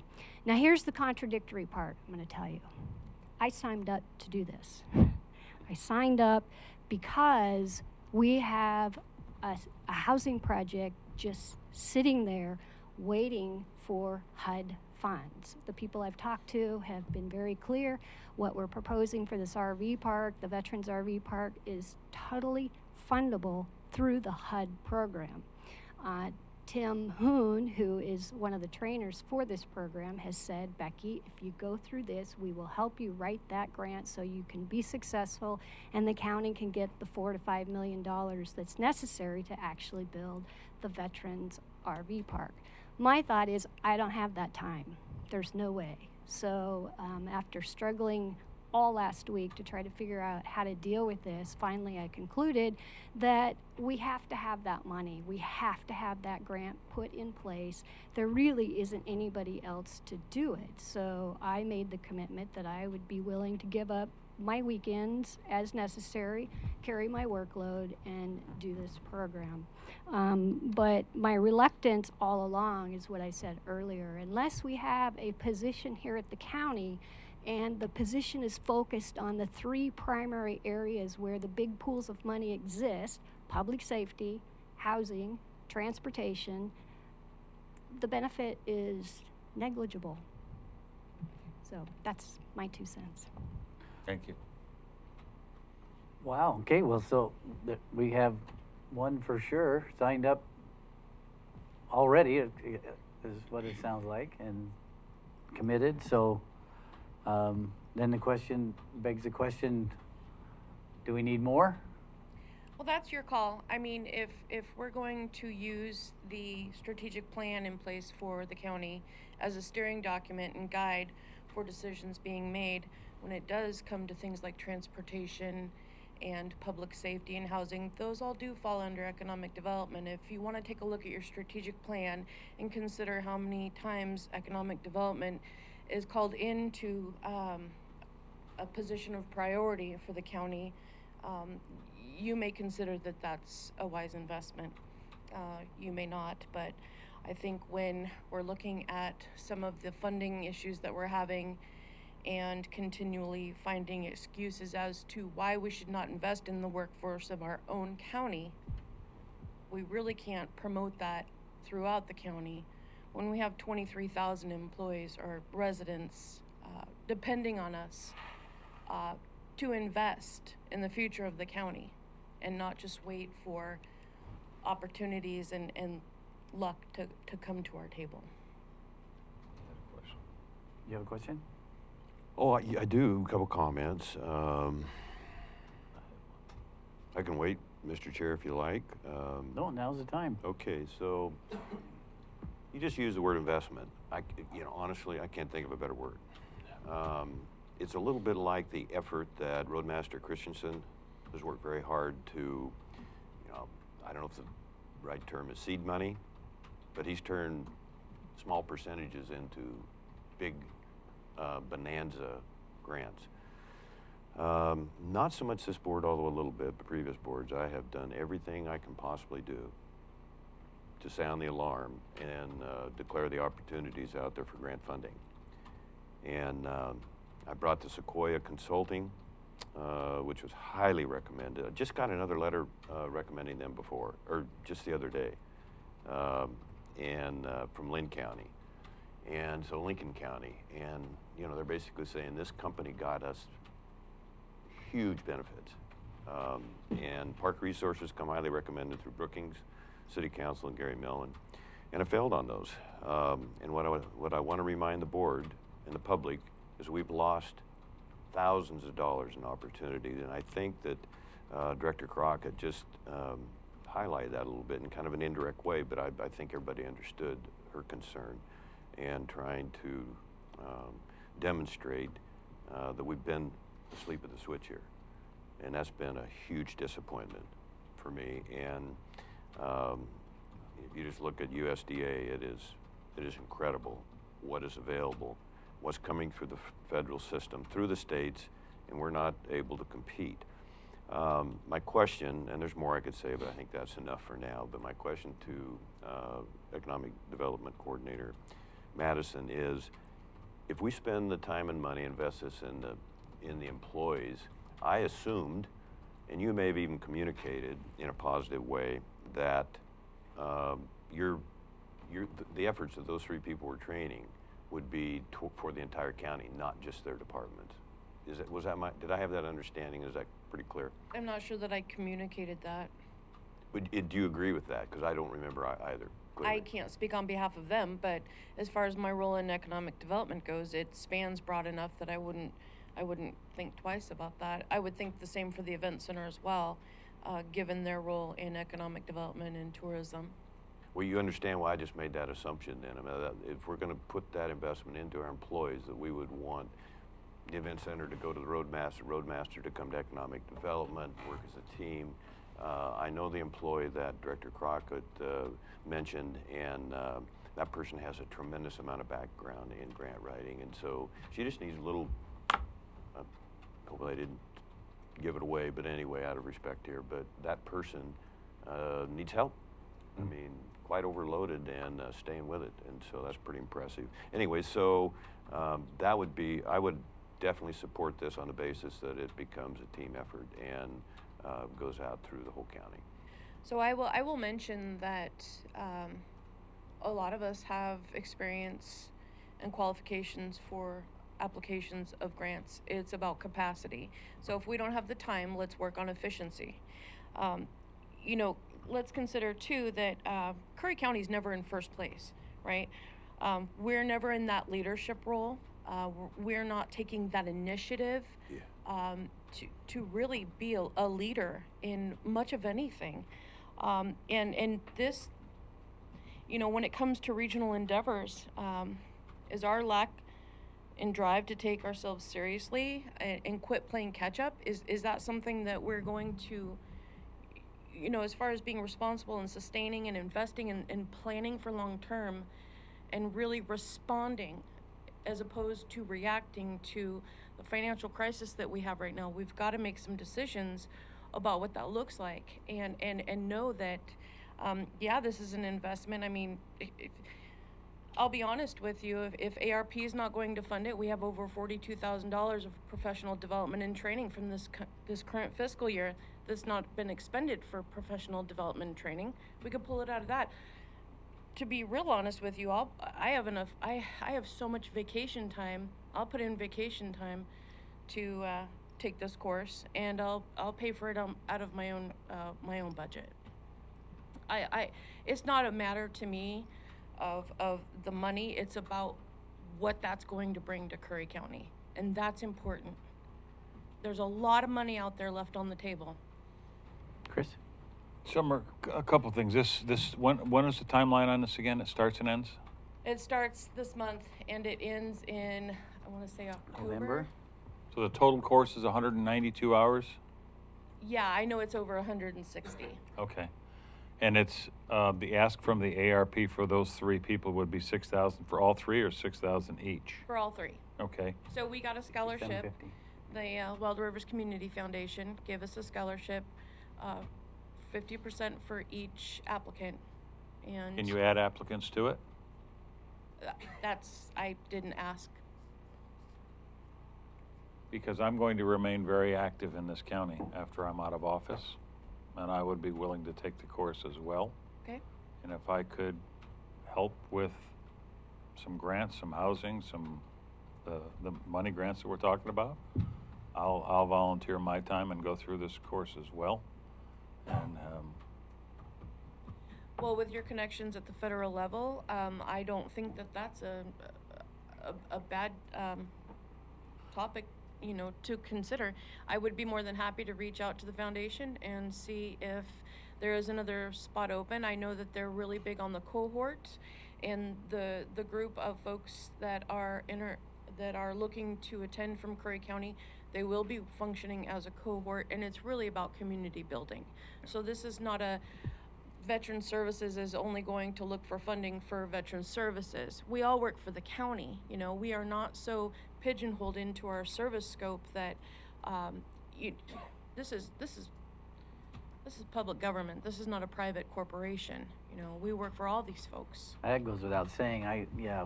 To Court's point, I think, yeah, this is for the county. This is for everybody. And I would go, so if Chris wants to do this, I would say, and he's on the board at the fair. I know Caitlin's got up to here with stuff, I would say, Caitlin, you go ahead and stay home. One of your fair board guys is gonna go in your place. I mean, I'd rather see her participate as well, the more heads. I'm one of those people that I love to have 15 people sit at a table and work things out and then come up with a plan and then pursue it. And so if you know, I don't know, I just think it's for the few $1,000s it's gonna cost, I think it's worth it to have one more person able to write grants. And I think if Well- we can coordinate with all the departments of the Yeah. county and work together as a team, that's a plus for the county. so actually, we would be 5 people instead of 3, if that's what we decide today. Becky has signed up, and I think you probably have money in your budget too, but, you know, I'm all in favor of using these ARP funds for the strengthening of Curry County.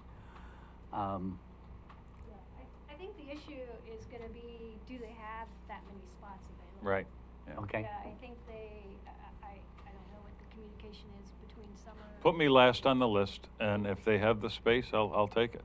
So Well, the, I think that would be a wise investment, I really do. I mean, let's look realistically. I mean, is somebody that's working for the fair going to help the road department do a FEMA federal grant? Well, and I think that's Probably not. something, before we approve this, I think this board should have to make sure in a letter of commitment from the people that are signing up for this, that they're willing to do that. You know, they're willing to go to a different department and help them, because this is a team effort. You know, we're giving a lot of TLT money and that to the fair right now, and I think it's behoove of them to help this county succeed. And if we find money for housing, that brings more people to this county that's going to invest in the fair when it's here. Those kind of things all work together. But there has to be, it's like, you know, the person that is very qualified right now in the county that can do grant writing. I mean, she got overwhelmed at having 3 grants on her plate plus her program. And unless in the budget process there's an allocation for these people's time to help other people in the county work on grant applications, it doesn't happen. It's not going to happen. Like I said, you've paid for training for multiple people, and they don't have the capacity to reach out and help others. Yeah. If I can help, I will. If put me last on the list. so And How do we find out if there's room? there's the entire application is in the packet. I'll reach out to Michelle and let her know that you were interested. I will admit, for transparency, that the Community Foundation had actually given Caitlin a full ride scholarship. And I said, if I can leverage the funds so that leaves a scholarship open for another applicant, I would like to do that. So the question of whether or not Caitlin attends is kind of moot at this point. The other thing that I would like to mention is that. Oh, hold on. What do you mean mute at this point? What? they're paying for her whole ride. Yeah, Oh, okay. they are. So, They give her a full scholarship. right. Who did? That's how important they find her Okay. her need at Who, the event who did center. that though? Wild Rivers Community Okay. Foundation. And they're part of the, you know, that's part of the people who are putting this on, right? Yes. Wild Rivers and Humboldt Area Foundation, okay? Yes. And so we all have the same amount of time in our days, whether or not we work overtime through our lunches, weekends, whatever that looks like. You know, it is a capacity issue. I struggle to be able to apply for grants, but I just completed 3 grants this past week, on top of this very large event I have coming tomorrow.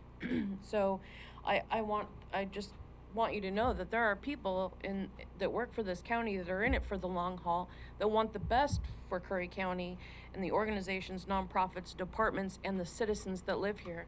And those people that have applied for this, the very lengthy application, have made that commitment. Okay. Well, I would hope that's every person that works for the county or has anything to be involved with the county, so I think that goes without saying. Okay. Court? I'll give my hand out there. Thank you, Mr. Chair. You gotta Couple of get things. my peripheral vision is, I didn't want to getting interrupt worse. you, which I do sometimes. nope. This is a reach out by Wild Rivers Community Foundation, and I've been very impressed with that. You know, we talked earlier today about the county fairs and Del Norte Coos, you know, that connection there. And so we're not as close to Del Norte County as we are to Coos County, but we try. And this is just one way of What do you mean we aren't? as far as connecting with the supervisors down there. Oh, compared I to- got you, yeah, they're a whole different state. I didn't say it very well, but Yeah, because we're, you know, connected on both they're ends right by there, and one there's of Del some- Norte, yeah. there's a, you know, the majority of the people that down there think the majority of the way our people think here. It's a rural environment, a rural philosophy. But anyway, they have, I'll be glad to contact Ms. Carello back again. And I would also support Commissioner Pash taking the training. If he wants to pay part personally or pay it all, again, I like the word investment. I think that's quite appropriate. The only other thing I would add, Mr. Chair, while we're on this subject, a letter of commitment that this is for the county. In addition, I want to make sure that the people that are on this, and I, this probably goes without saying, but just so the public knows that this is a real commitment for 15 hours a month. And I couldn't do it as much as I would like to, but I just want to caution that once you're in, there's no backing out. And I also want to extend gratitude to the Wild River Coast Foundation, to all the Denai Tribal Nation, and they've just gone above and beyond. It's been incredible to work with them, and good presentation. That's all, Mr. Chair. Okay. Thank you. One more quick question, Yep. if I could, Chair. Let's say I get stuck in a meeting somewhere and I'm late to this, or is there a makeup date on anything, or? Well, they're flexible to the schedule of the cohort. Okay.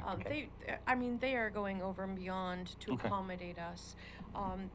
So yes, I know that they, but that's why it's good that more than just one of us are going to attend, so that we can work together. One thing I want to mention too, because I know it was thrown out there as far as maybe contracting this out or looking for an outside agency to do this. I don't feel that anybody's going to be more accountable to this commitment than the employees and residents of Curry County. And I also don't know that contracting that out to Sequoia or whoever necessarily commits them to applying for any grants for us. And you would kind of assume that if that's their specialty, they've already been through this. So those are just some points that I have. I agree with that, Summer. I think if you want it done right, finish it up. If you Yeah, want it- this is if you- my community. The egg will be on my face if I don't follow through, Yeah, right? but this is an old saying. If you want it done right, For yourself. do it yourself. Amen. So that's what we're going to do here at Curry County. I appreciate So, that. Just one thing to add. well, I was going to add, so we're looking right now at 5 people. And personally, I think all that, if you know, I think maybe Caitlin is Full scholarship? scholarshiped, so she's paid for. So 4 people, and I think that should come out of ARP. That would, if I was gonna make the motion, that would be the motion. The other thing I want to point out too really quick is if you look at what has already been funded by the commission from ARP, a lot of that could have been federally funded through grants. Yes. So let's think Yeah. bigger picture here and not just, oh, we're putting money out there, but it's an investment. So is that your motion? Well, So, Mr. Chair, just a second, there's still questions, so go ahead, Court. Park Resources for the first 6 months would send me something 2 or 3 times a week on grant opportunities. And I got to where I just couldn't bear to look because there's not a thing I could do. So to your point, looking at the big picture and what, I want to emphasize, we don't want to make this mistake anymore. So the only thing I would add to that is you mentioned ARP funding. If you have that $6,000 in your promotion and educational budget, I think you said, I'm not real familiar with that. I think I would have the board consider approaching that budget as opposed to ARP because we don't know where ARP is going to be, and sometimes it's, honestly I could go 50-50 either way, but if you have 30 or 40,000, I think you mentioned, I would prefer no. Oh, that's through the general fund. So when I asked finance, thank you for asking that. I don't have that much in economic development, but the departments that are funded through the general fund that budgeted for professional development and training for this current fiscal year, there are over $42,000 Excuse me, that is what you that said. were budgeted that have not been expensed. So let's get it out of that fund. No? That's not my thing is, right now, we're in a budget crisis. Let's not touch the budget. We got ARP funds for the Curry County, for the county of Curry to access. Let's use them for Curry County.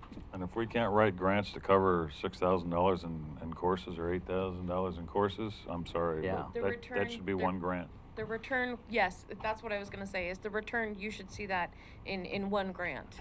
And I understand that Curry County has been behind the 8 ball and not doing grants forever, but I think I spoke with Becky earlier this week and said, you know what, it might be to our benefit in the long run, because when we do apply for grants, since we haven't in the past, we'll be at the top of the list, and that's been echoed to me. Oh, she's coming up to reemphasize that. Summer, just share a mic. I've done quite a bit of work on grant discussions with the Sheriff's Office, Emergency Management, and Transportation, as well as on this housing issue. I would just ask that the board give preference to those elements of the county where there is a lot of federal money available and where those departments don't have assistance to be able to apply for and submit the I'll grants. help you go after the federal grants. That's, yeah, public safety, the sheriff's office. I mean, there's so much money available, but they just don't have the resources to do it, or the capability of doing it, quite frankly. Okie dokie. So I think the 5 of you can figure out this is where we go first. So Make one more comment. sure. When it comes to saying we were not successful in deliverables on certain ideas or visions for what grant writing is, let's learn from that and determine what does work for Curry County, what we can do. So if Commissioner Boyce is receiving emails for grant opportunities for park resources, maybe that lands somewhere on the S drive where everybody has access to it, or maybe we create a calendar with deliverables and due dates and what level of grants are available. Like, maybe we communicate more on those options and opportunities, and maybe we learn that from this course. Well, I just think there's a learning opportunity from every situation we deem as not successful. So what we need to do in the Bach office is we need to make one whole wall of grease board and divide it up on different things that we're working on. And you walk past it every day and you see it. Just keeps the wheel turning. Kind of like Anthony's office, he's got a big whiteboard, and Yeah, but I see him drawing cartoons on that sometimes. so I'll entertain a motion, gentlemen. Please don't make me make it. Now go ahead, make it. Let me hear you. I want to hear you. I will gladly make the The motion. chair should never make motions, You- I don't think. Just a little discussion before I do. You requested it should be on ARP. I want to make sure that I understood that. Yeah, well, that's Even my, though we have it budgeted in the training budget. And I thank you don't, again for the I wouldn't clarification. take any money out of general fund if we don't have to. Okay, so I'll make a motion that we approve item 6B for training 4 to 5 grant writing Curry County employees, and for the 6-month course, I believe it is. That's It's actually longer than that, I think. is it 8 months? 8 I'm months. sorry, you did say that. I'll second that. Okay. Motion and second. Any other discussion, question? Okay. No Here- discussion. This is for now. This is going to be for 8,000, not 6,000. Correct? Well, I don't know the number. Let's say 6 to 10, just to be safe, think depending that's on fine. the slots still 6 available. to 10, just to be safe. Yeah. The price of the course is $4,500 per person. If Wild Rivers pays a portion of that, then we would have the remaining left Okay. per person. All right. So we're in agreement. It's going to be for 5 people. It's 4 because one's. And one's, Okay, I one's just- scholarship, yeah. Thank so you. 4 people. That's all I have then. Okay. All in favor say yes. Yes. Yes. Motion carries 3-0. Thanks, Summer. Thank you, commissioners. you. I appreciate your time. A, B, C, D, apparent arbitrary change of one commissioner, a meeting agenda and a disregard for proper public notification. Commissioner Herzog's decision was made without full Curry County Board of Commissioners consultation. Commissioner Boyce. And Mr. Chair, I'm sorry that was too long of a title, so I guess that's an apology. You've seen the agenda routing slip, and I'm trying to find that here.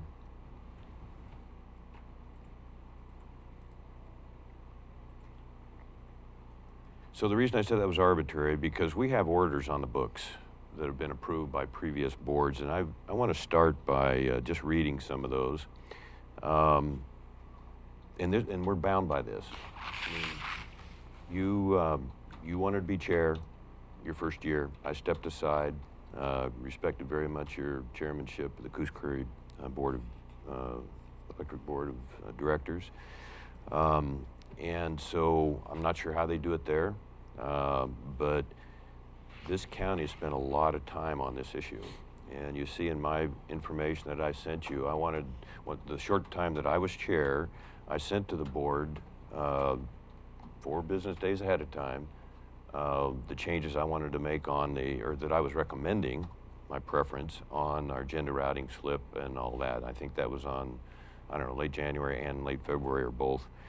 So the orders that we basically ignored here, or that you ignored, and I think puts us in a bad position. I mean, you're one of the most likable people I've ever met in my life, and I mean that with all sincerity. However, Ed might disagree, but here in January of 2016, whereas Curry County, and this won't take very long, but it's important the public know why we're bound by decorum and why we're bound by orders that unless we take the time to go over those orders or to amend those or change those or add to them.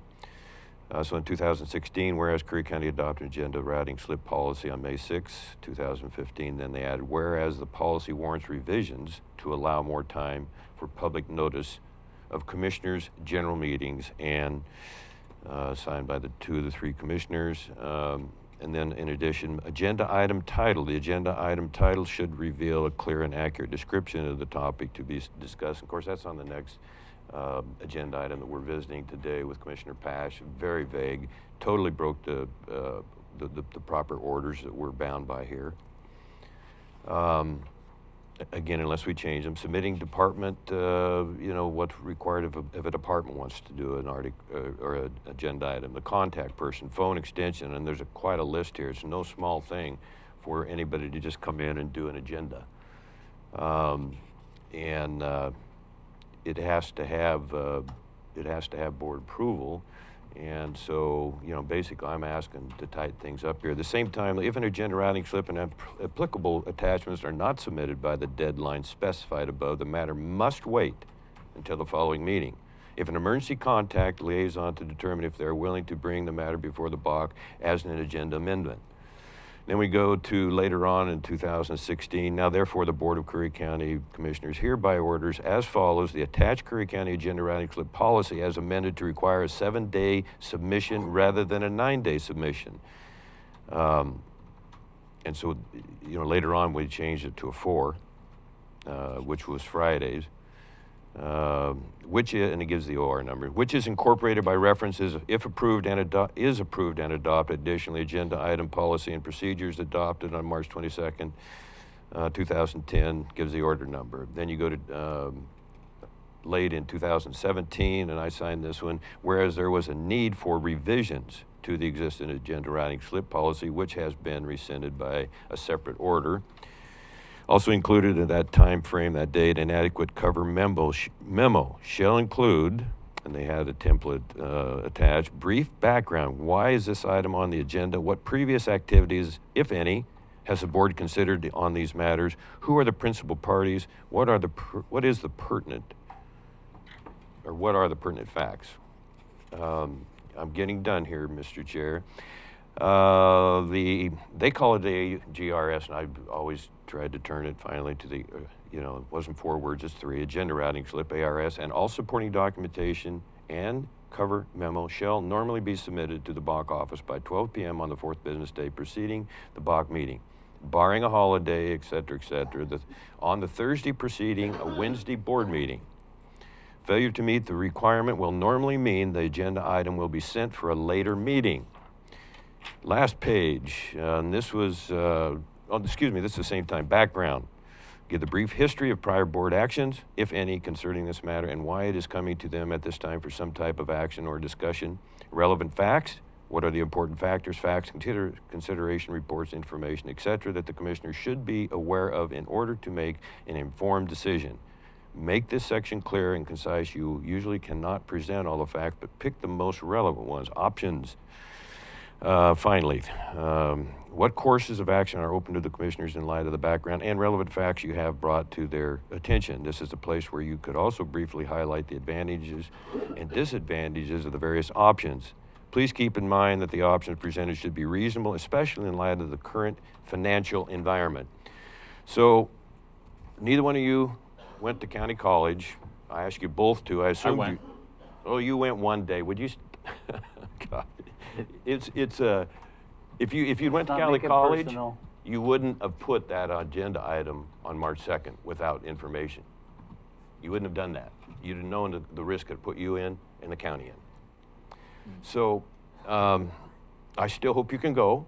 I highly recommend it. I'll get you the free scholarship. I went to South Coast Lumber University. That was my school. Okay. after Well, I school. worked there for 9 months when I was 18 years old in Brookings. So That's fine. That's your right. Okay. and- You still want to suggest that it's not important for you to even consider county college, because you just did something that was improper. Okay, so let me just. I'm trying to cover for you, and I'm trying to help you Well, understand.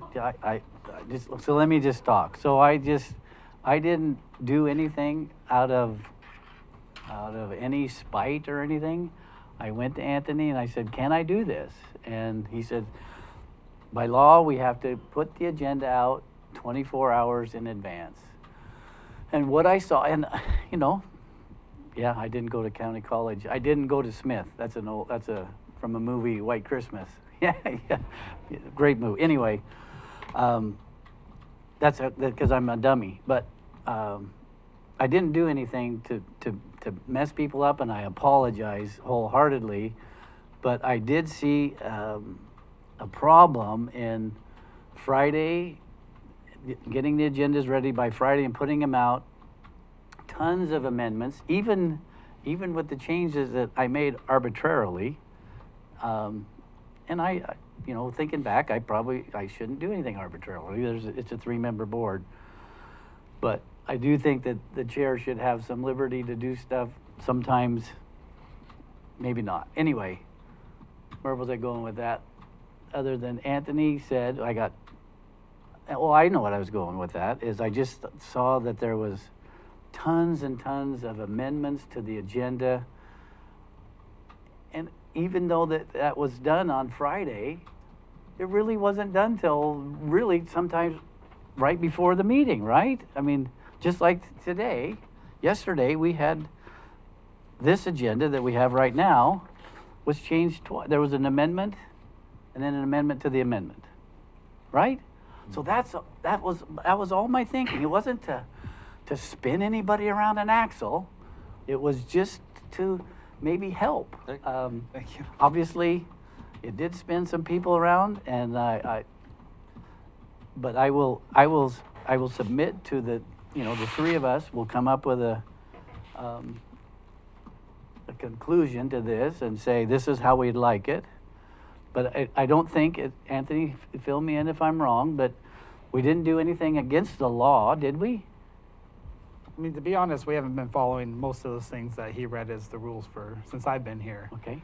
And So so maybe I it's think, time to. I think that it's time to maybe we just start over from scratch and a lot of those orders came out when we had a administrator or a director of operations. Things are different now. Yeah. So I think, moving forward, maybe we should just decide, what we want that agenda timelines and process to look like, and we just make a new order and go from there. So why don't we have a workshop in 2 weeks on it and get it done? I think that's a good idea. If I may, Mr. Chair? Yeah. I didn't think you did anything intentional, or you said spin on an axle. No, I didn't get that feeling, but I was There were shocked. some citizens that, Well, you can't. it's in the interest of public transparency, and we have to be committed to that, whether we legally We don't have any options on that. And we are. Well, when you don't, there's things that have been submitted that haven't been transparent whatsoever. And that's not legal. That's what we need to get to. And if we have a meeting between two commissioners, okay, I haven't been beating the table or anything. I've just said, hey, this is risky here. We shouldn't be doing that.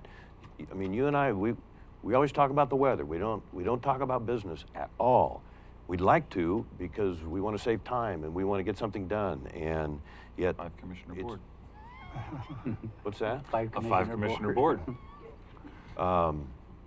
So.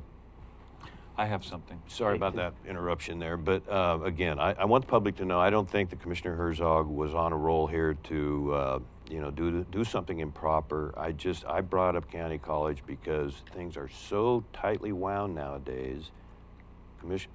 Council Pope, Council Huddle, Council Herbage, they always had to watch closely so that we followed the law and that we really do have a sincere interest to properly notify the public. And if we do this on a Monday, Tuesday, I don't think we have enough time. And I also expressed that as politely as I could. I need weekends. There's some things I didn't get to this weekend or last night. Yes, I would be in favor of a workshop, Mr. Chair. I think we need to let the public know that we are committed and that we want to refine this. As Council Pope said, we want to figure out what orders need to be amended and get it done. Okay. And we'll show some professionalism, we'll show some dedication, and we'll get this resolved. That's my opinion. Thank you, Mr. Chair. Chris? Well, I just want to say in County College, I remember them being very careful about how we spoke back and forth to one another and what we wrote. And Commissioner Boyce, you just stated that you didn't mean anything against Commissioner Herzog for what he may have done, but when you put in print, and it's even on this ARS, the surprise announcement on Monday, March 14th gives the appearance of secret decisions improperly and capital letters, potentially illegal meetings between Commissioners Pash and Herzog, no notifications. When you write those kind of things and the public reads them on the internet, I'm sure County Council or County College would have told you don't do that. And when you do it, you can't come here then and say, I didn't mean anything by that, Commissioner, when you put it in bold print on the internet. I didn't say I didn't mean anything by it. I simply, Commissioner Pash mentioned, I don't think it was intentionally to disrupt this board. So yes, it's in bold print because you and him had a meeting where you were consulted and you decided that I didn't need to be notified, nor did the public, of the meeting that you had to decide it wouldn't be on the March 16th agenda. That's illegal. Okay, now we're talking about March 16th, And that's the next agenda item. 2021. But I want to clarify why I put this in bold print, and I stand by that comment. Okay. So County College, if you're listening, maybe you should come and do a crash course because we're a mess sometimes. That attorney is no longer with AOC. He resigned. But he was the one that told us it is extremely important to never write something like that. So I'm in That's agreement. a generality.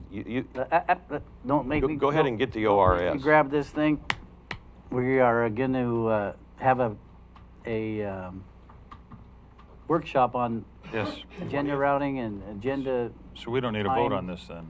I don't think No, so. just Okay. direction. I'll I don't put in think the so. ARS for the workshop. Thank you, sir. Um, Who's next? well, actually, I'd like to go 6F next, which was 5G. Okay. Because I am going to get my way that 6E is going to be right before Commissioner updates, Commissioner Boyce, Okay. because I'm going to get my way on that. Are you So- changing the agenda? Well, we changed it, and I'm just going to put 6F in front of 6E for right now. We're going to talk about the The consent agenda for Consent promotion, agenda. yes. So you just we put that at the very end of action items. We approve the agenda, not to pop it in front of something else. I got 15 minutes. I think we stay with the agenda. I go to my next subject. You can't just, I can't? that's part of my frustration here.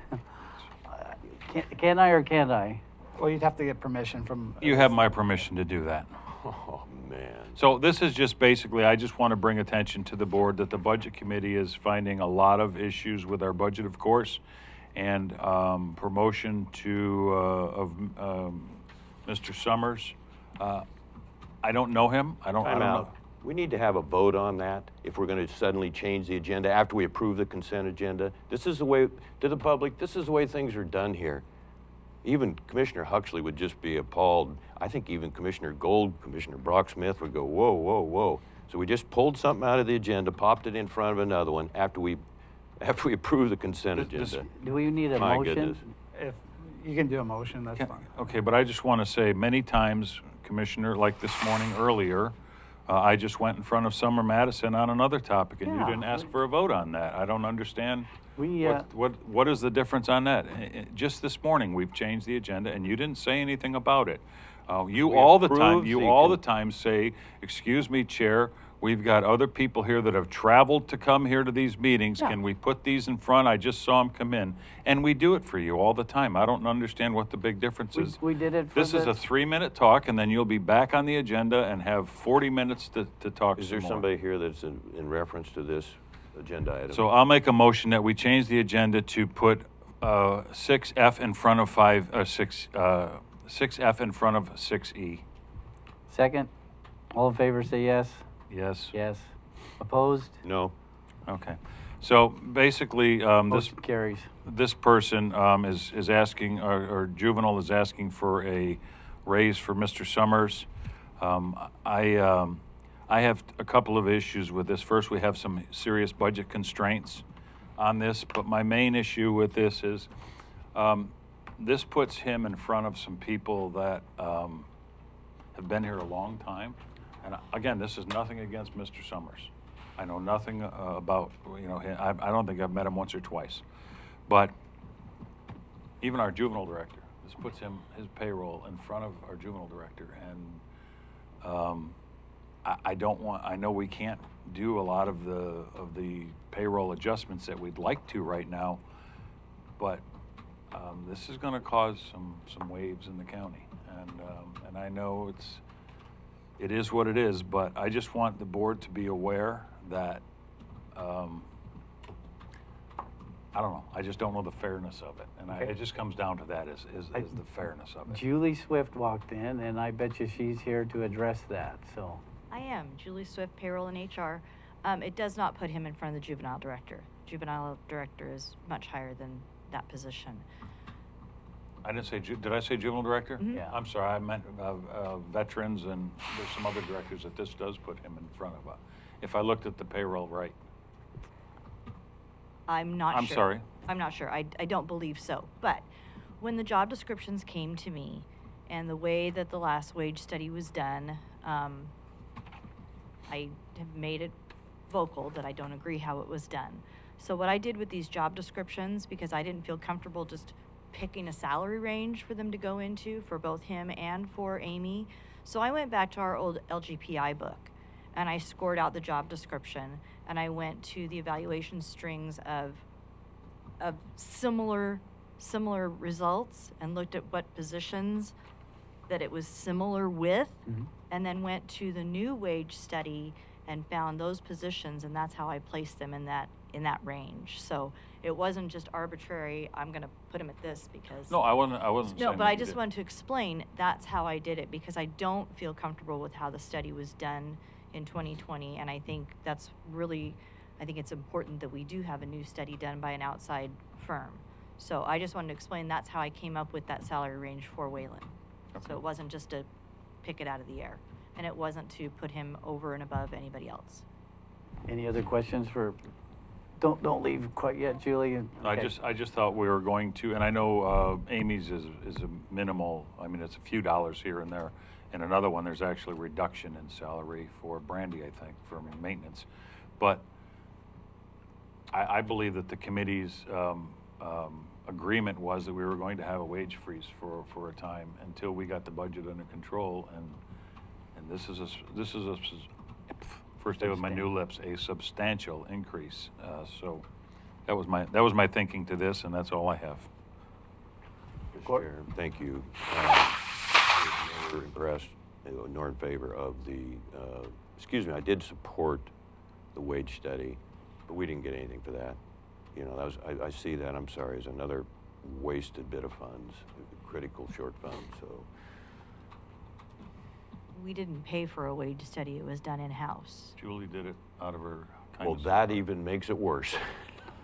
Sorry, Counselor did if it. I can be, yeah, okay, I appreciate the clarification there, my apologies. But I think we're looking at doing a wage study Right. that would be And by an outside. we actually, prior to Julie doing it, had contracted with a company called HR Answers, and we paid them $5,000 up front to do it. That's what I recall, And we Martha, yes. started it, and things fell apart, and it never got finished, and we didn't get the goods delivered by them, so that's why Julie took it on to do it herself, because we had to have it. We had to have a wage study by law for pay equity reasons. So I think it's critical that we have one done properly. So, but the question before this board right now is to the promotion of an employee. Waylon Summers is, works for juvenile and is now part-time juvenile, 50%, 50-50, isn't it? 50-50, juvenile and parks. A lot more responsibility. I'm liaison to parks and to juvenile. There's, and things are going very well in the parks department, and there's stuff getting done. I think it amounted to a little less than $2 an hour raise. But it's up Did you to, put this on the agenda, by the way? no. Well, you are familiar with it. Yeah, Good. kinda, Okay. yeah. So, no, this is through HR, I believe, yeah. So Amy, Wendy, and Waylon are, I think Amy's like 15% parks, Wendy's 5%, and Waylon is 50-50, so. Right, and I've been preparing all the personnel-related orders just so they're consistent in what they have attached to them, but I do it in conjunction with the department.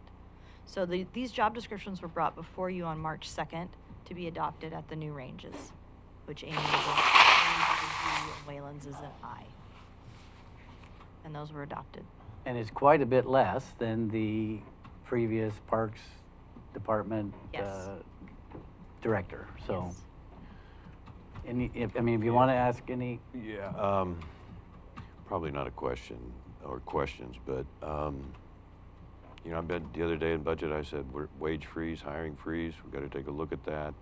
And I don't want to make it appear that I have favorites or something, but anybody else consistently that has taken on additional responsibilities, we've covered them on that. And so I don't know how I could vote against this right now. So I'm going to have to support it. and And it Julie- is substantial additional, and you've clarified it, Yeah. responsibility and time. Maybe not time, but, And not that it's not a general fund. Can you speak to that? So Parks is a Parks is self-funded. self-funded, okay. Funded by Parks monies. And so this actually reduces the juvenile draw from the general fund. Because him split 50-50, that takes his 50% off of the juvenile fund, general fund. So is there a motion? I'll make a motion to approve this wage adjustment, Mr. Chair. Okay, got a motion. Do I hear a second? I'll second that. All in favor say yes? Yes? Yes. All opposed say no? No. Motion carries 2 to 1. Next thing on the agenda is Commissioner Boyce's response to Commissioner Pash's comments at the board meeting on March 2nd, 2022. Thank you, Mr. Chair. I can't do it in 5 minutes. We have a very important 11:30 new courthouse jail update. So I'm still baffled by the change of the agenda because for the reason that HR Director Swift is available at any moment. So I did not know that she needed to be here for this. I should have figured that out. But I still am puzzled why we had to change the agenda. So yes, I oppose that. So I will give my presentation after lunch because we've got people coming on video here within 3 or 4 minutes. Okay, so let's take a 10-minute break. No, he's coming on 11:30. Oh, To 3 or 4 minute break is fine, yeah. what can we do on the agenda in 3 or 4 minutes? Commissioner updates? I just want Anthony? to say, if we are going to make it a rule that we have to do motions every time we update the agenda, we should have a motion for this update as well, just to be consistent across the board. Well, and that's yeah. So all I'm doing is delaying. I'm not changing the agenda. Is that correct? Well, I think we got to be flexible, either way, all the way around. Okay. And So I don't want to. we moved the Coos County managed timber forest. Cole and Lance showed up, and I hope we never get so dogmatic that we can't, move stuff around and without being motions. So can we call Eric in to get set up for the Zoom? Sure.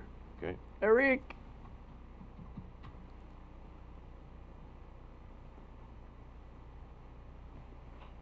Here he comes.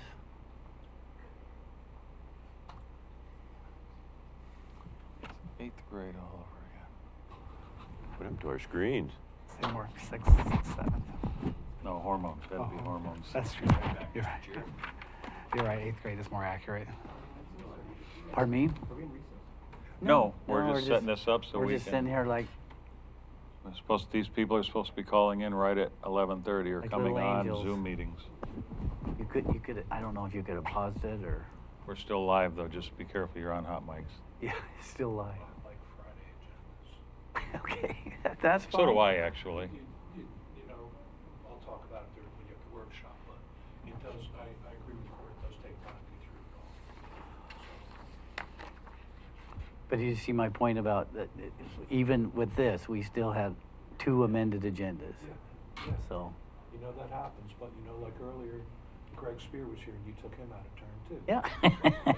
What I think though is. What's good for. As a board chair, you can say, once the agenda is set on Friday, it's set, no changes, unless it's an emergency. You can say that. You're the chair of the board, you're allowed to set those rules.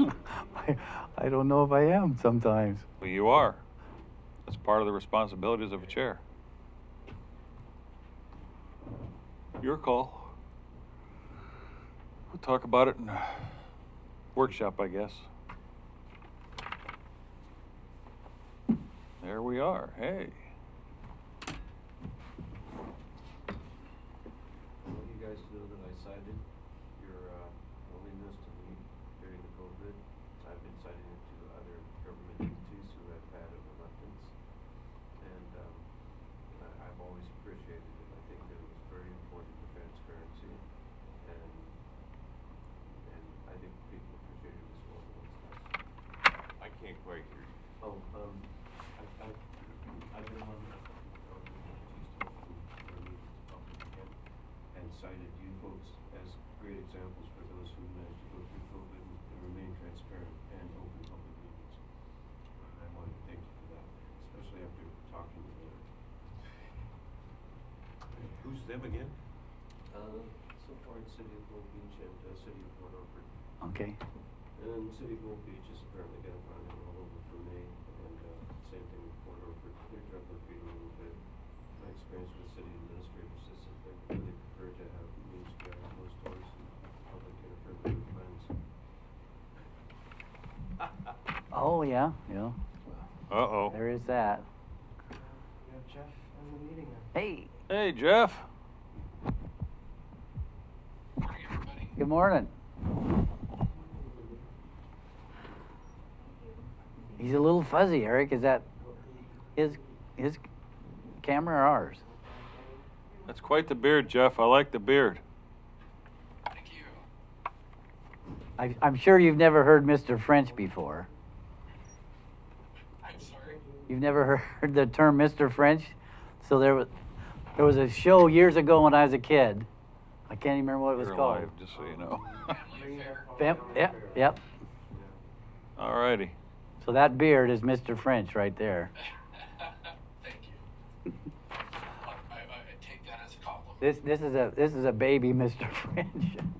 So Jeff, we want to welcome you, and gosh, you've been just terrific to work with, and kind of short notice here with Dana Crawford being unavailable, and we really didn't want to wait till the 20th, and so we got you the agenda, or got you on the agenda, got you the information, and this thing has moved really well. You know, I tried to get a hold of Tyler Jansen. He's usually very responsive, but we probably don't need him today. However, Tom Walker from Adroit Construction, we are very high on the Oregon State priority list, and we have a new drawing that we can show the public and the board here, and we'll just have a little bit of a relaxed exchange as we go forward, and say a big thanks also to Dave Wilkerson, and we'll turn the floor over to you here. Well, great, thank you. You know, I think I'm kind of stepping in to Dana's shoes a little bit here, so excuse me if some issues that you all may have previously discussed with her, you know, if I'm not fully in touch with all of the intricacies there, but I know that one of the big things that we needed to cover today was basically to express a series of questions to you all, and I believe that the format for this is basically to have answers to those questions from your Board of Commission by the 20th of April meeting, in order to kind of proceed with a number of different items that are on the table at this time. And I believe those questions were presented back to you in the filing earlier for today's agenda. But I think what I'll do is go ahead and just kind of walk us through those questions yet again, and happy to entertain any further questions about what the information is, and you know, the kind of format for response, if you will. So with that, with the earlier or the previous presentation of the project and the materials that were sort of left with you all, I'll assume that there's some familiarity with the current project as it stands, relative size, configuration, and some of those issues. But by all means, if there's anything further I can add to the discussion, happy to that kind of as we move forward. So I believe one of the first questions that's on the table at this point is basically the question of in which biennium does the county wish to request construction funding for the project. I think there are a number of issues to be decided as to how exactly the project wants to move forward, and what the timeline of that is going to be. Do you all have any ideas at this point as to what the timeline would be moving forward, or do you have any questions of me at this point regarding background information on that question? I have. Well, I think, Jeff, for me, some of this is going to get down to, you know, the regulatory issues that we're going to face and, you know, and basically the law and how the hows and whys we go through this process. So I think that's going to be a lot of it for us. You know, I don't want to push this out, but I think we need to make sure that we are ready to answer those questions when the time comes. So I think that's the important part, and having the relationship with your office and whoever that takes, to having those meetings and talking about what those regulations are going to look like, what's going to be required of each of us, you know, the county and the other respective people involved in this process, for me is going to determine, you know, what biennium we move forward with this in. Understood.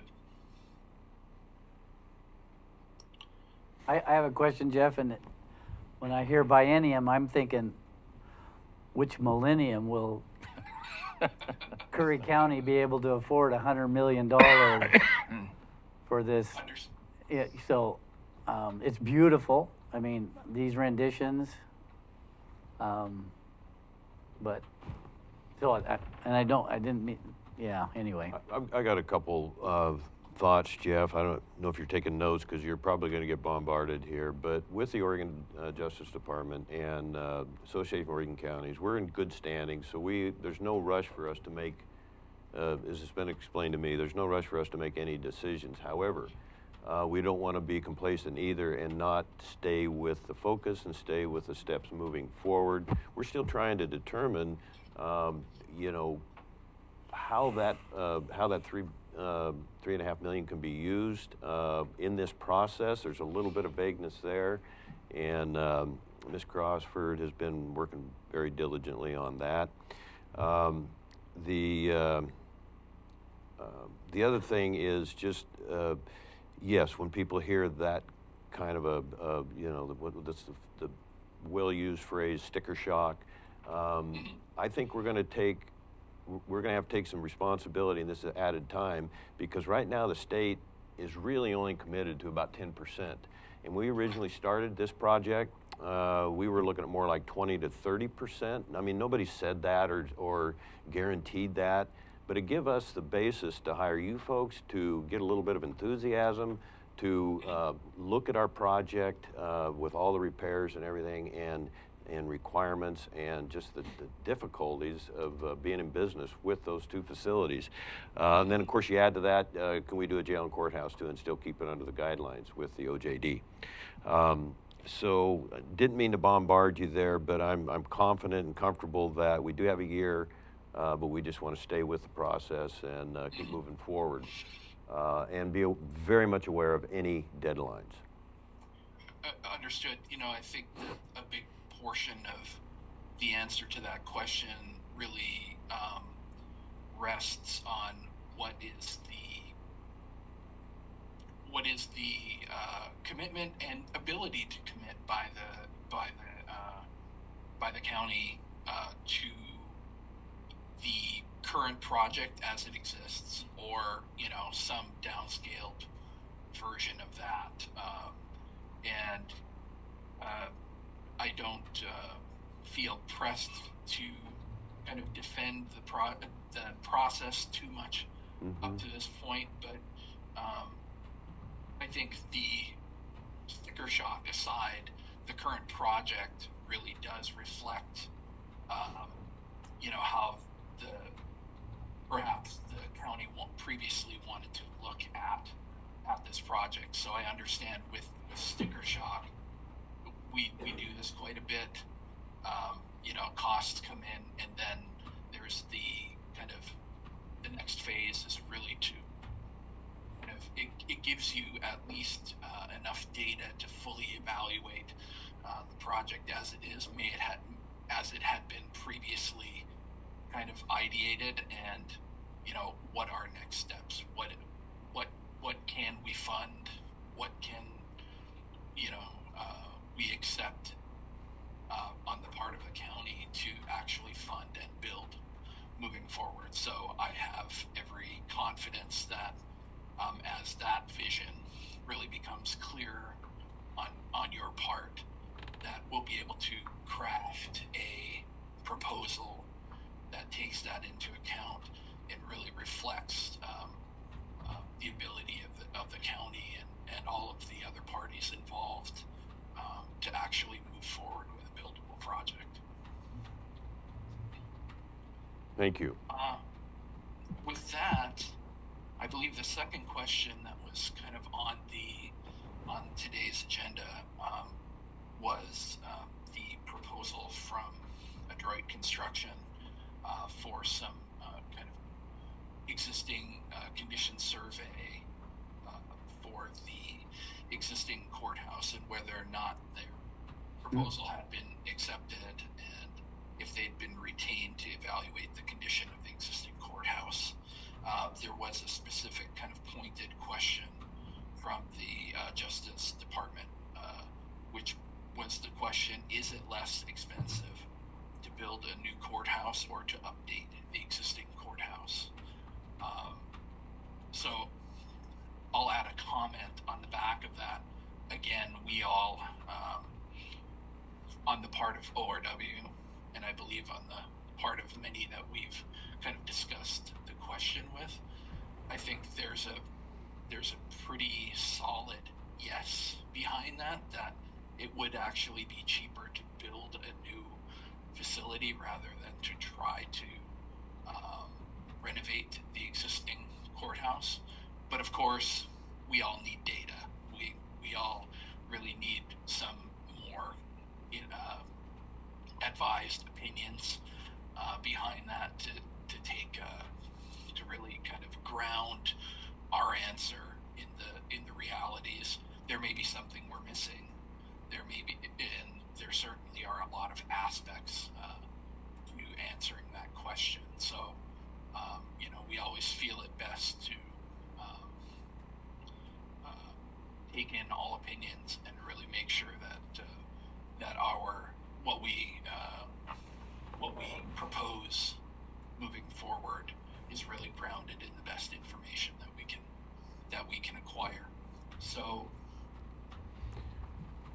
Do you have it? answer is, have you all accepted Adroit's proposal yet at this point? No, we're in between meetings, and we had that 3-week slot there from the last meeting, and it was a very reasonable fee, but honestly, I don't have that right in front of me from Tom Walker. I mentioned him a bit ago. Was it 2,000 or something? And he was going to come over for one full day. Correct me if I'm wrong. And he was, and the whole aspect of that is showing the people, and we're looking for funding, present and future, to be able to show that we did our homework, and this is why, this demonstrates why repairs are not in our best interest or the best way to go, or even to buy time, on the assumption that's what he would determine through his observations and analysis. So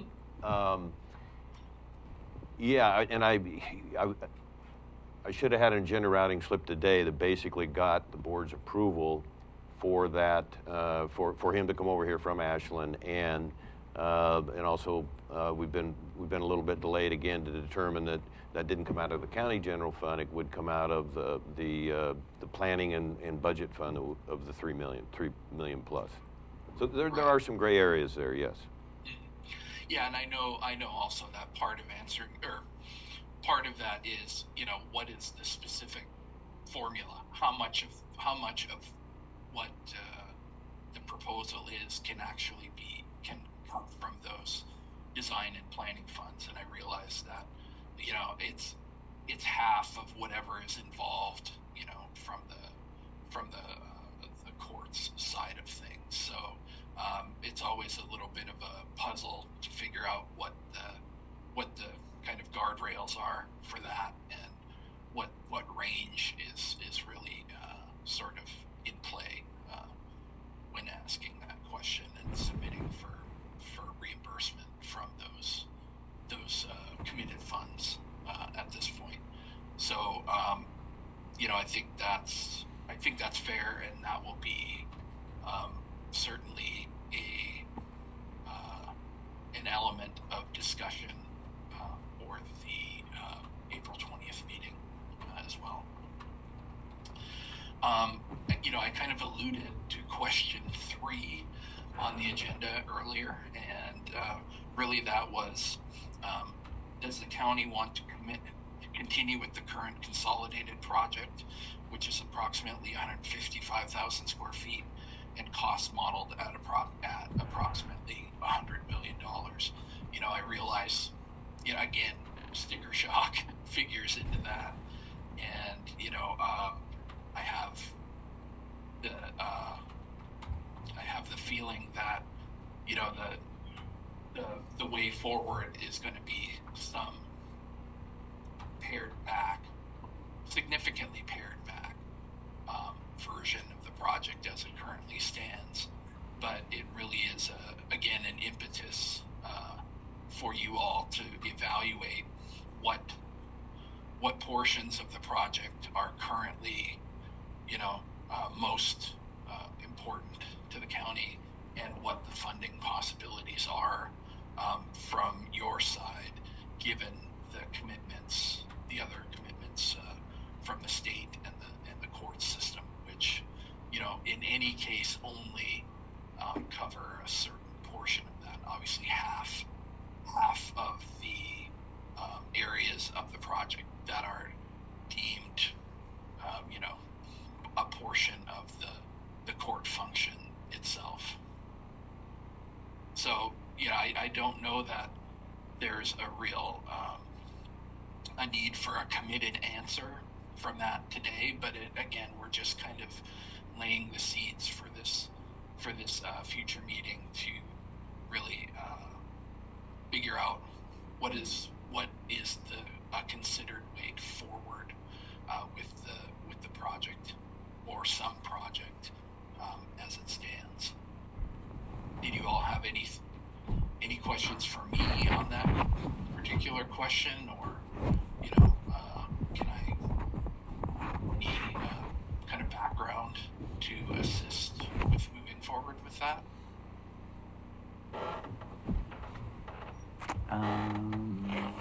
So, if I may, Mr. Chair? Sure. So, related to that, but, you know, somewhat indirect, what would you like us to have done by the 20th? And, you know, I'd like to get approval from the board today. Do you have in front of you the amount, the estimate from Mr. Walker? But do you have that by chance? I can get it at lunch, but. The amount of his proposal? Yes. I don't have the proposal sitting in front of me, but I believe the number was, I want to say, about $5,300 or $5,400. Okay, And that included both on-site time for, I'm not quite sure how many adroit folks, and then also kind of work time for work on the backside for kind of conference between certainly between ORW, Adroit, and then your either you folks directly or other facilities folks to kind of get all of that information together and be able to kind of provide a really a cogent response to that question that was posed directly by the OJD. Can you think of anything else that we should have on the 420 agenda? And I can work with Ms. Crawford on that too. I don't mean to get you flat-footed here. I know you're filling in today, which we really appreciate, but her and I have a lot of correspondence. I just wanted to see if you could confirm some of her recommendations. Not a big deal. Right.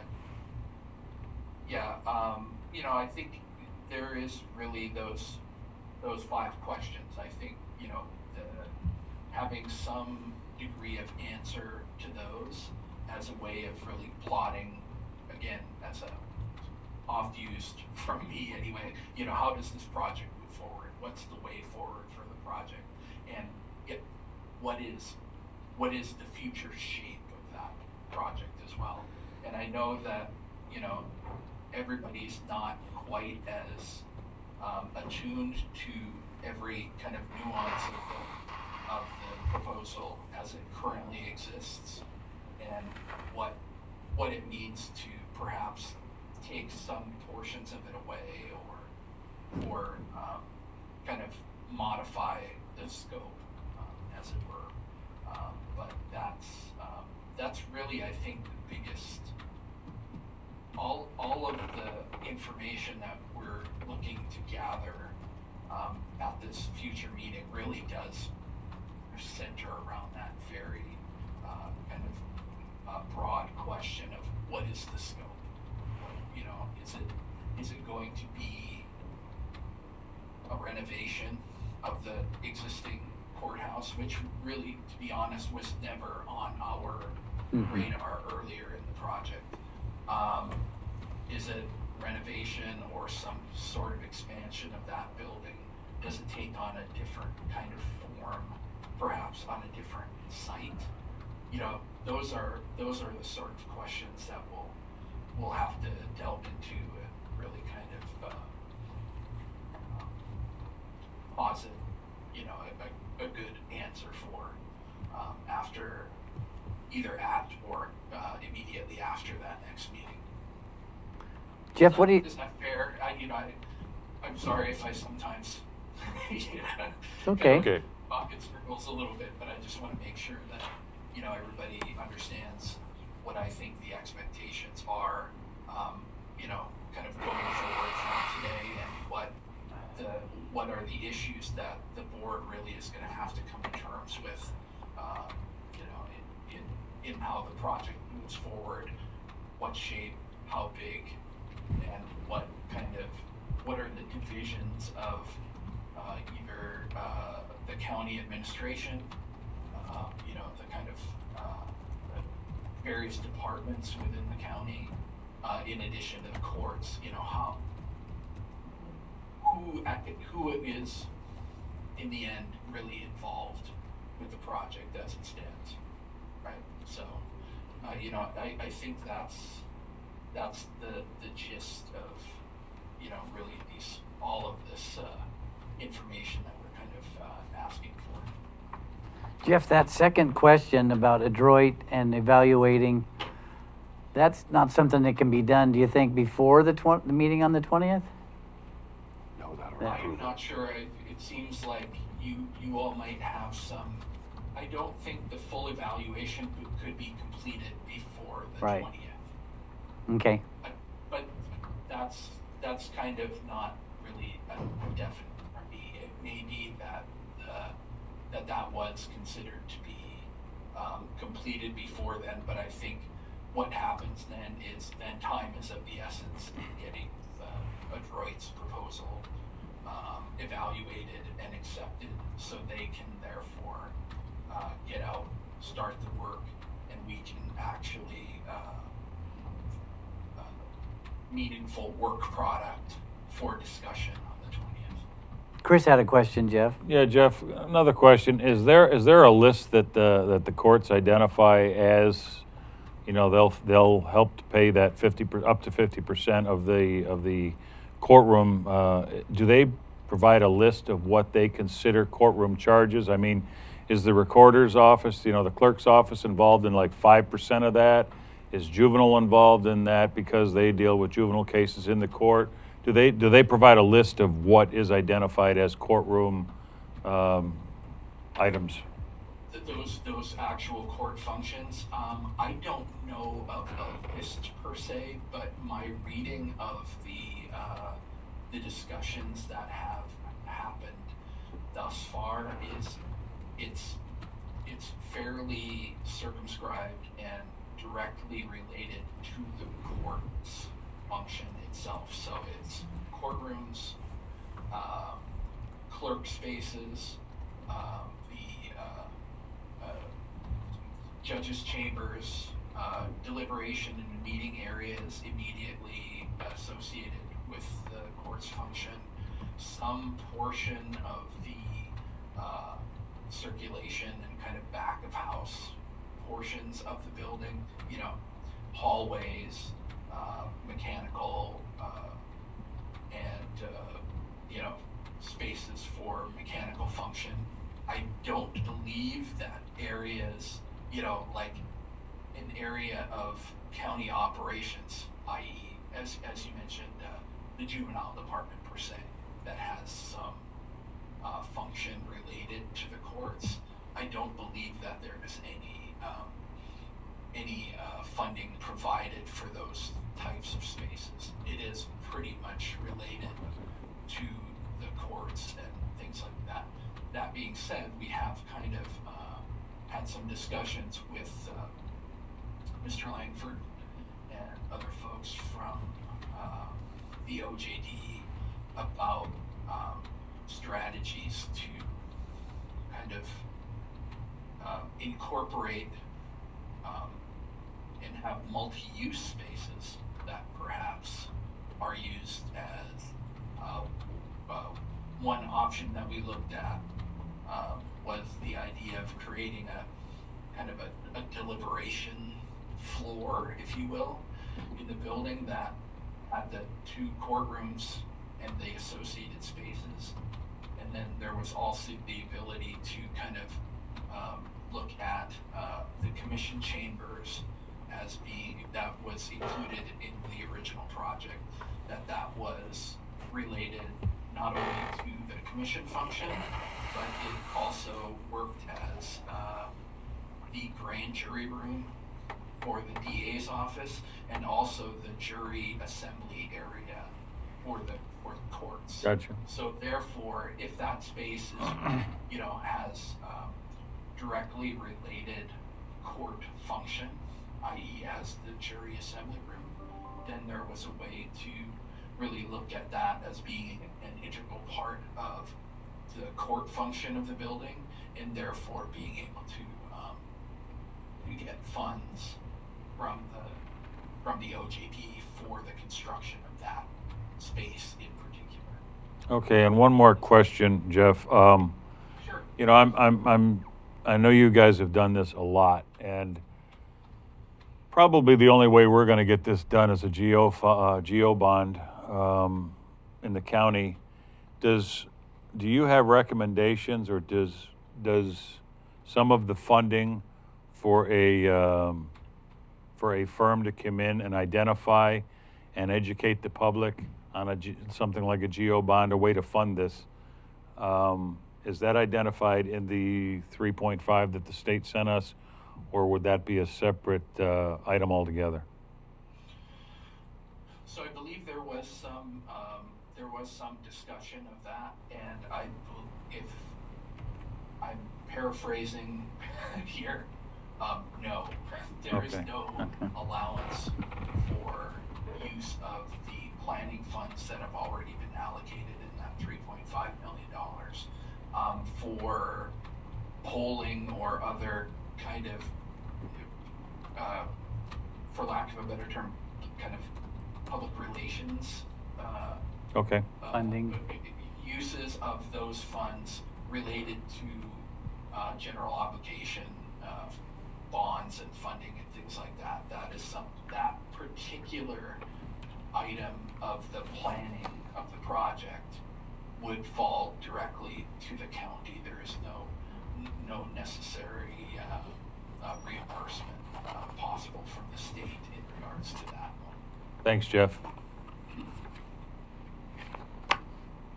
That's all I have. Same here. Me too. So we're gonna be contacting your office and Dana Crawford to get a good schedule related to the next meeting on the 20th, and which will include possible hopeful board approval with the adroit evaluation there, and then also just the 5 questions that you mentioned. And so we just keep moving forward.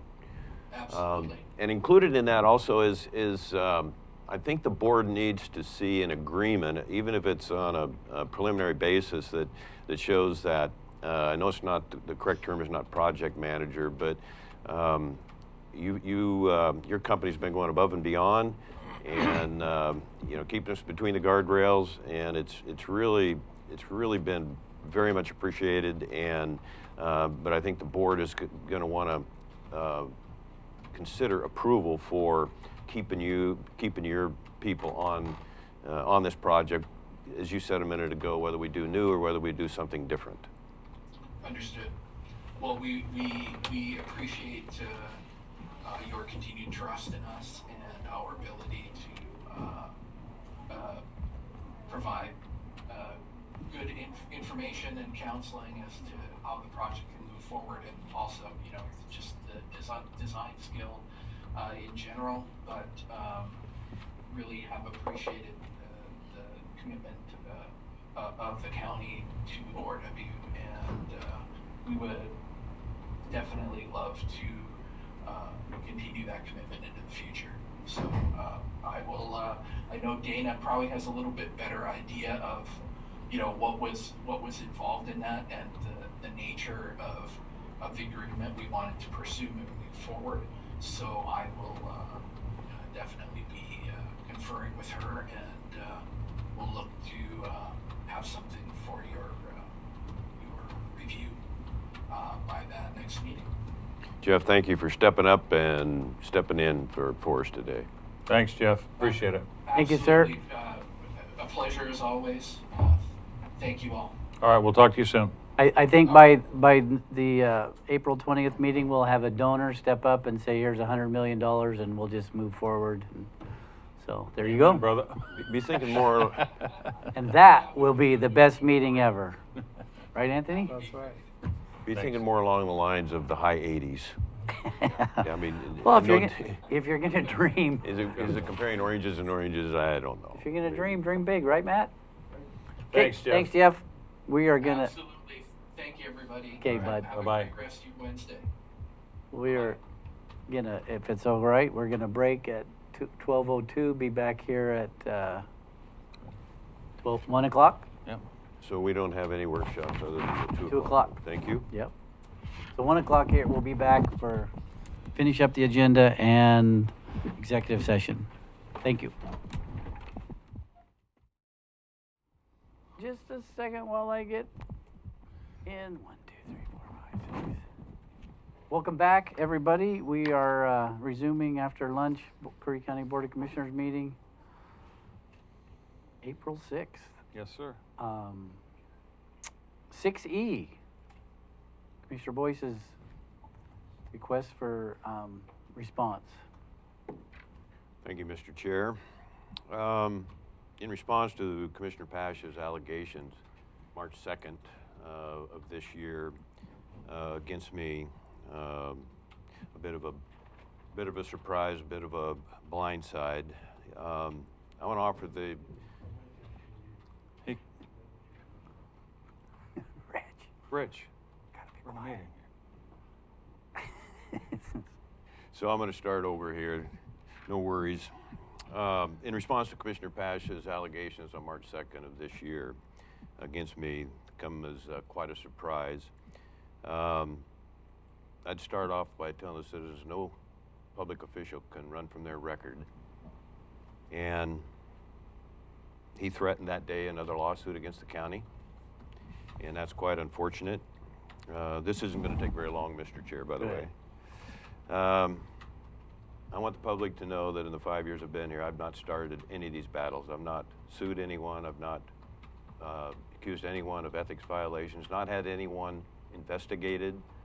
I have stood against the waste of county time, staff time, resources that, of course, as we all know, are very limited. But I've been the brunt of some vicious lies.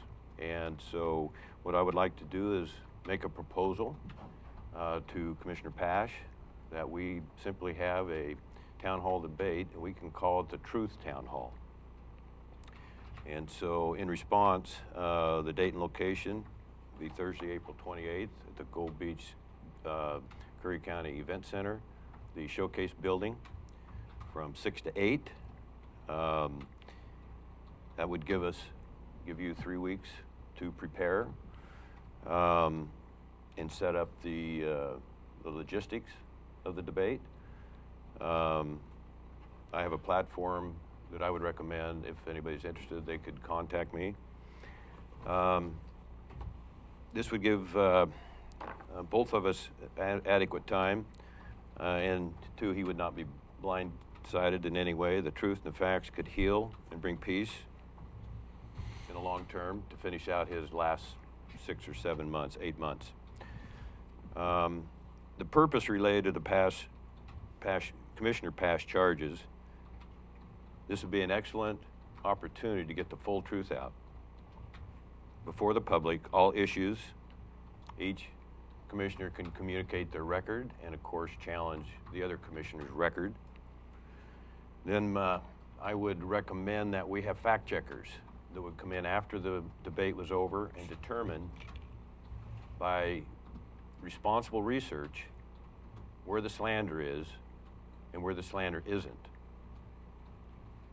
That would take a little bit of time, but again, it might start this county off on the way to healing.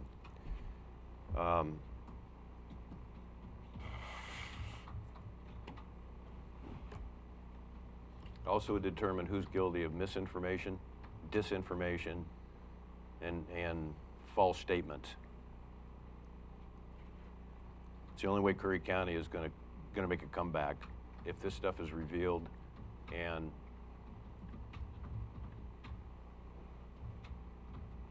public officials simply being held accountable. We could talk about decisions, spending, budget positions, commissioner job description interpretations, public service successes and accomplishments. We could talk about the lawsuits, the investigations, all the above. Ethics violations, all those I've been completely cleared of. Just one point right there, by 7-2 board decision. 4 lawsuits, judge ruled in my favor. The amount of money that that's cost this county, staff time, hard feelings, unnecessary. We can bring all that out before the public. All would need to be recorded. We can put it on, invite all the media. We can put it on our public education channel. A lot of benefit from an honest, well-constructed debate. If anyone wants to see my draft format, they can get in touch with me. I want to offer with just one thing, why it was censored. There's 2 couples, and I'm not going to be interrupted here because of going into the past. I'm just about done, Mr. Chair. But this is one couple here that I asked for an investigation, and I defended them. And I defended them strongly because they were treated terribly bad by this county. She's deceased now, okay? That's just one. And it broke my heart, and it broke his heart.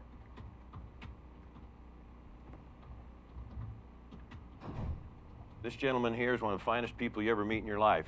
People in our own organization accused him of unbelievable things that were untrue.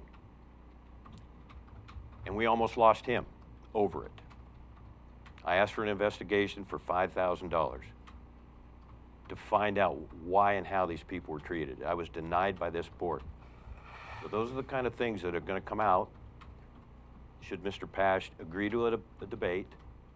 I don't know if 2 hours is enough, but it gives us an opportunity to simply give the truth and then have the truth backed up and both of us held accountable. I started saying I'm sorry for bringing up these 2 people, or these 2 couples that serve this county greatly. The message I have for anybody out there listening, anybody in our county that works for us, whether they're volunteer, part-time, or full-time, if they're misrepresented, if they're falsely accused, they know they can come to me. They know I'll defend them. I'll get the facts. I won't make early prejudgments, but I will get the facts, and they will know that there's somebody in their corner that only is interested in the truth. So, Commissioner Pash, would you accept a debate? Are you done speaking on your topic? Yeah, I'm asking you a question, so I don't have any more to present. Well, I don't know where this comes from. I'm actually a little bit baffled on why you want to debate me. I'm not into doing this. I can see how that could really go the wrong way, and the room could be stacked and all that stuff. So, no, I'm not interested in that. I'm interested in You keep saying that I accused you of all these things that are unmerited and unproven. You sent an email out to people in the public that said I was corrupt. That's an accusation of a crime. All I did was respond to that you accused me of doing a crime, and please tell me who I did that with and when. So you said I had an illegal meeting with David Barnes.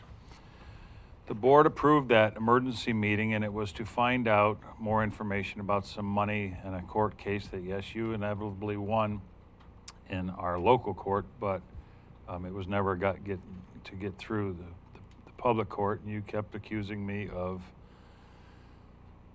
asking for illegal meetings. I submit for the record an email sent to me on 4/23 of 20. There's an email from you saying, "Good day," and this is sent to myself, Julie Schmelzer, and Cherie Ward. I want a discussion with the three of you regarding this before the weekend.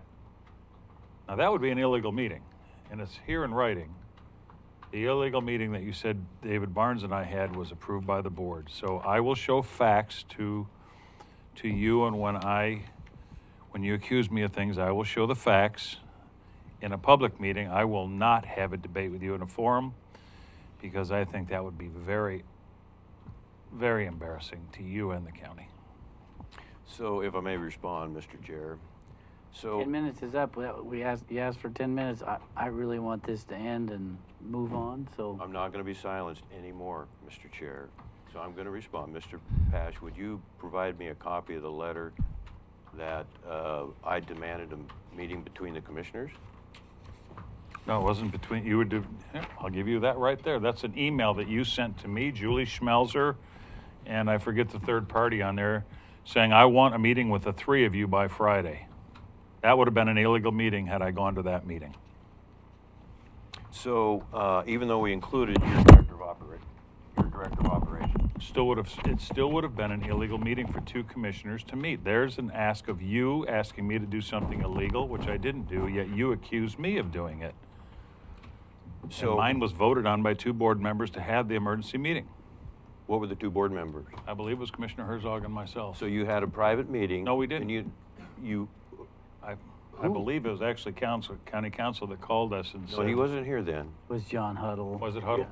So you had a meeting with Commissioner Herzog, and you had a meeting where I had 11 minutes notice. Are you aware of that? It was voted on by two commissioners to have an emergency meeting. We had to have a meeting, and it had to deal with the court case that you and Council Huddle were involved in, and that meeting had to happen, and it did because we had a court date. So you had a private meeting and you took a vote. We didn't have a private meeting, sir. Well, I wasn't involved, and neither was the public notified. Anyway. So why don't we have a debate and let the public decide if there's any corruption? Court, I've already said I'm not going to debate you. This is silly. Not, because you know the truth will catch up with you. So I just presented you with the truth. You accused me of a crime. That's why I came in on the March date and read what I read into the record. Okay. I said I would not sue you because I wouldn't want the citizens of this county to have to pay for. No, you didn't say that, sir. Well, I did off the record then. But I did say that I wouldn't sue only because the citizens of this county are going to have to bear the brunt of your mistake. You don't accuse people of a crime. Okay. Well, moving on. I think the public can decide, and I think they're going to get a chance whether you debate or not. Good. Commissioner updates. Your record. You're up. Thank you, sir. For itself. Okay, good. Thank you. I'll tell you, gentlemen, with what we got going on and the financial issues, we've got to come together.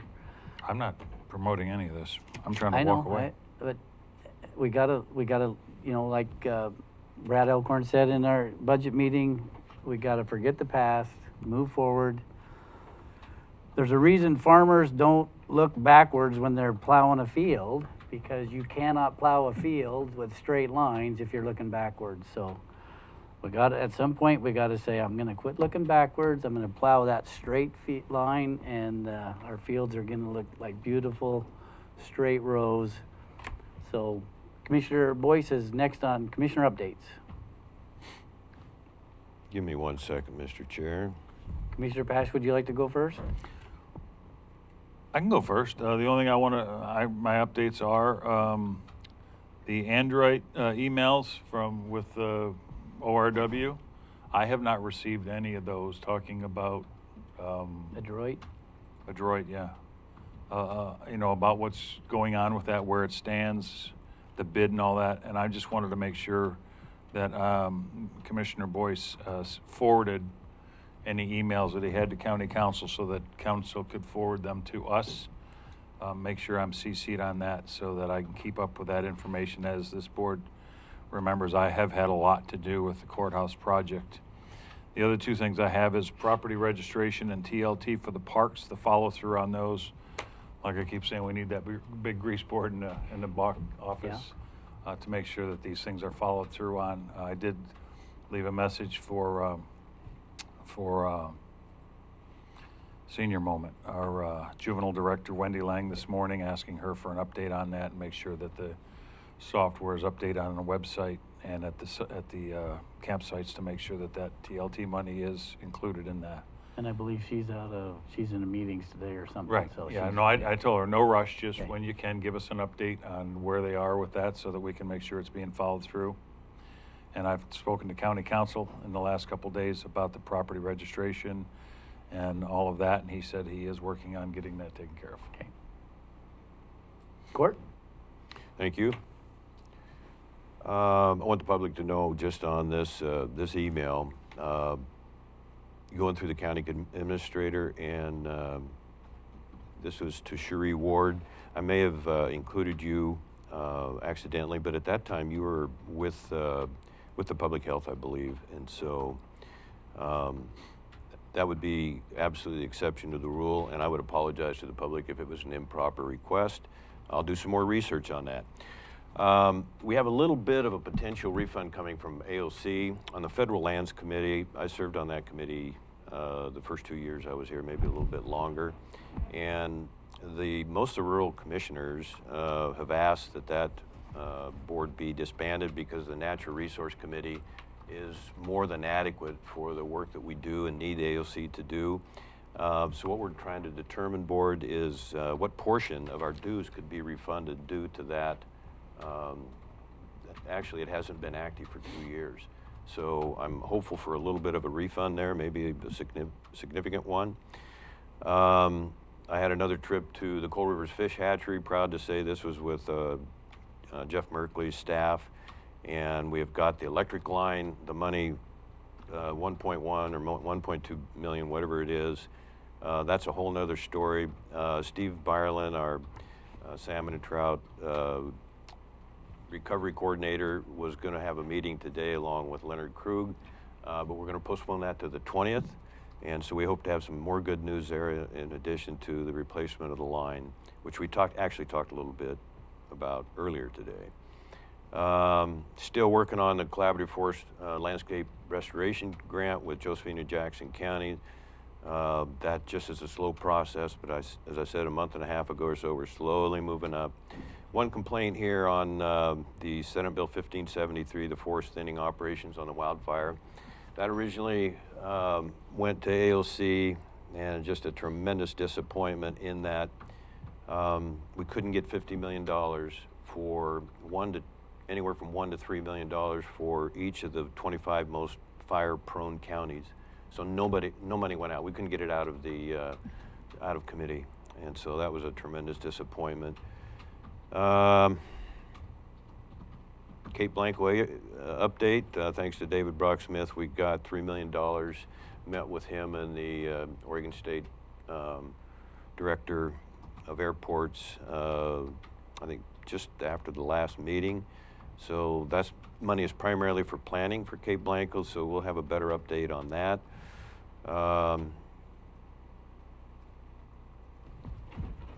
I think you know that I'm running for governor, and the reason I'm saying that today is so that the public knows.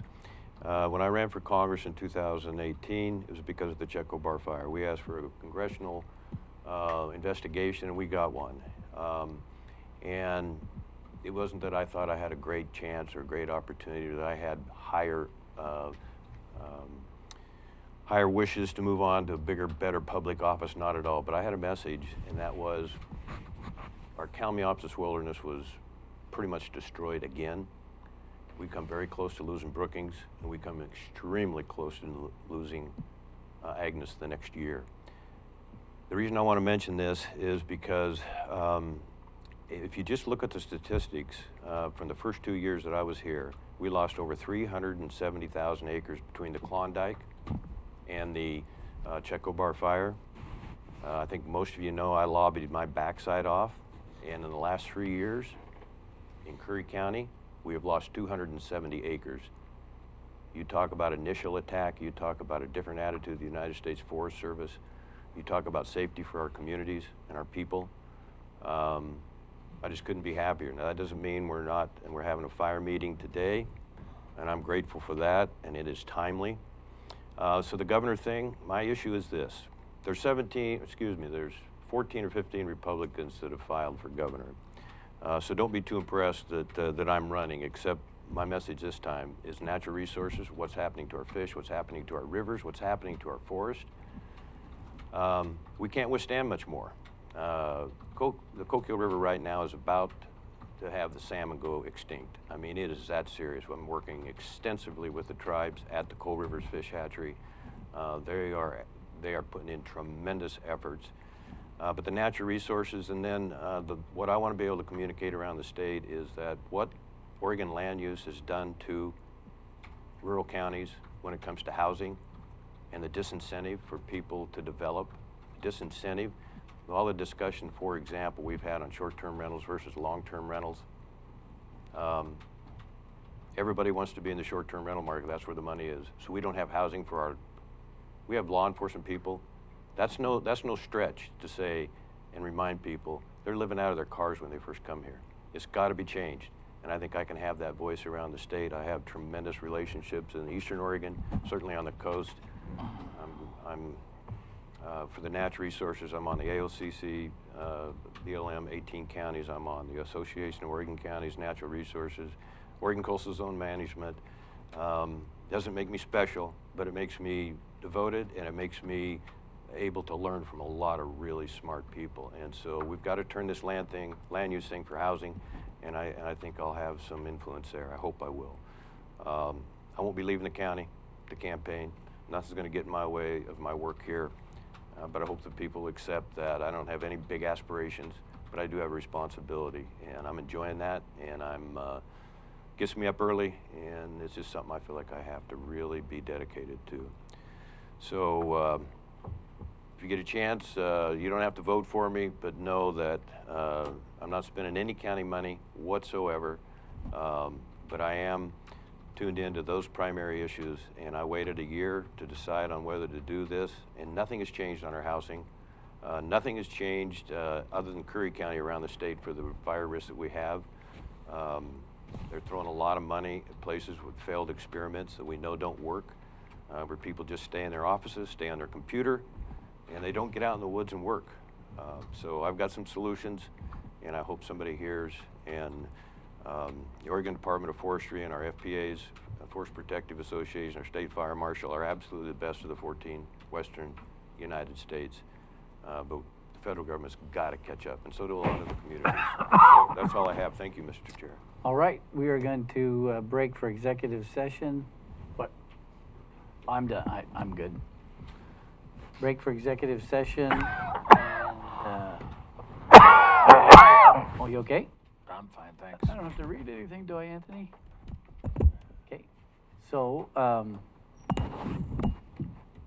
ask everybody to leave except Rich. What? I think he's gonna.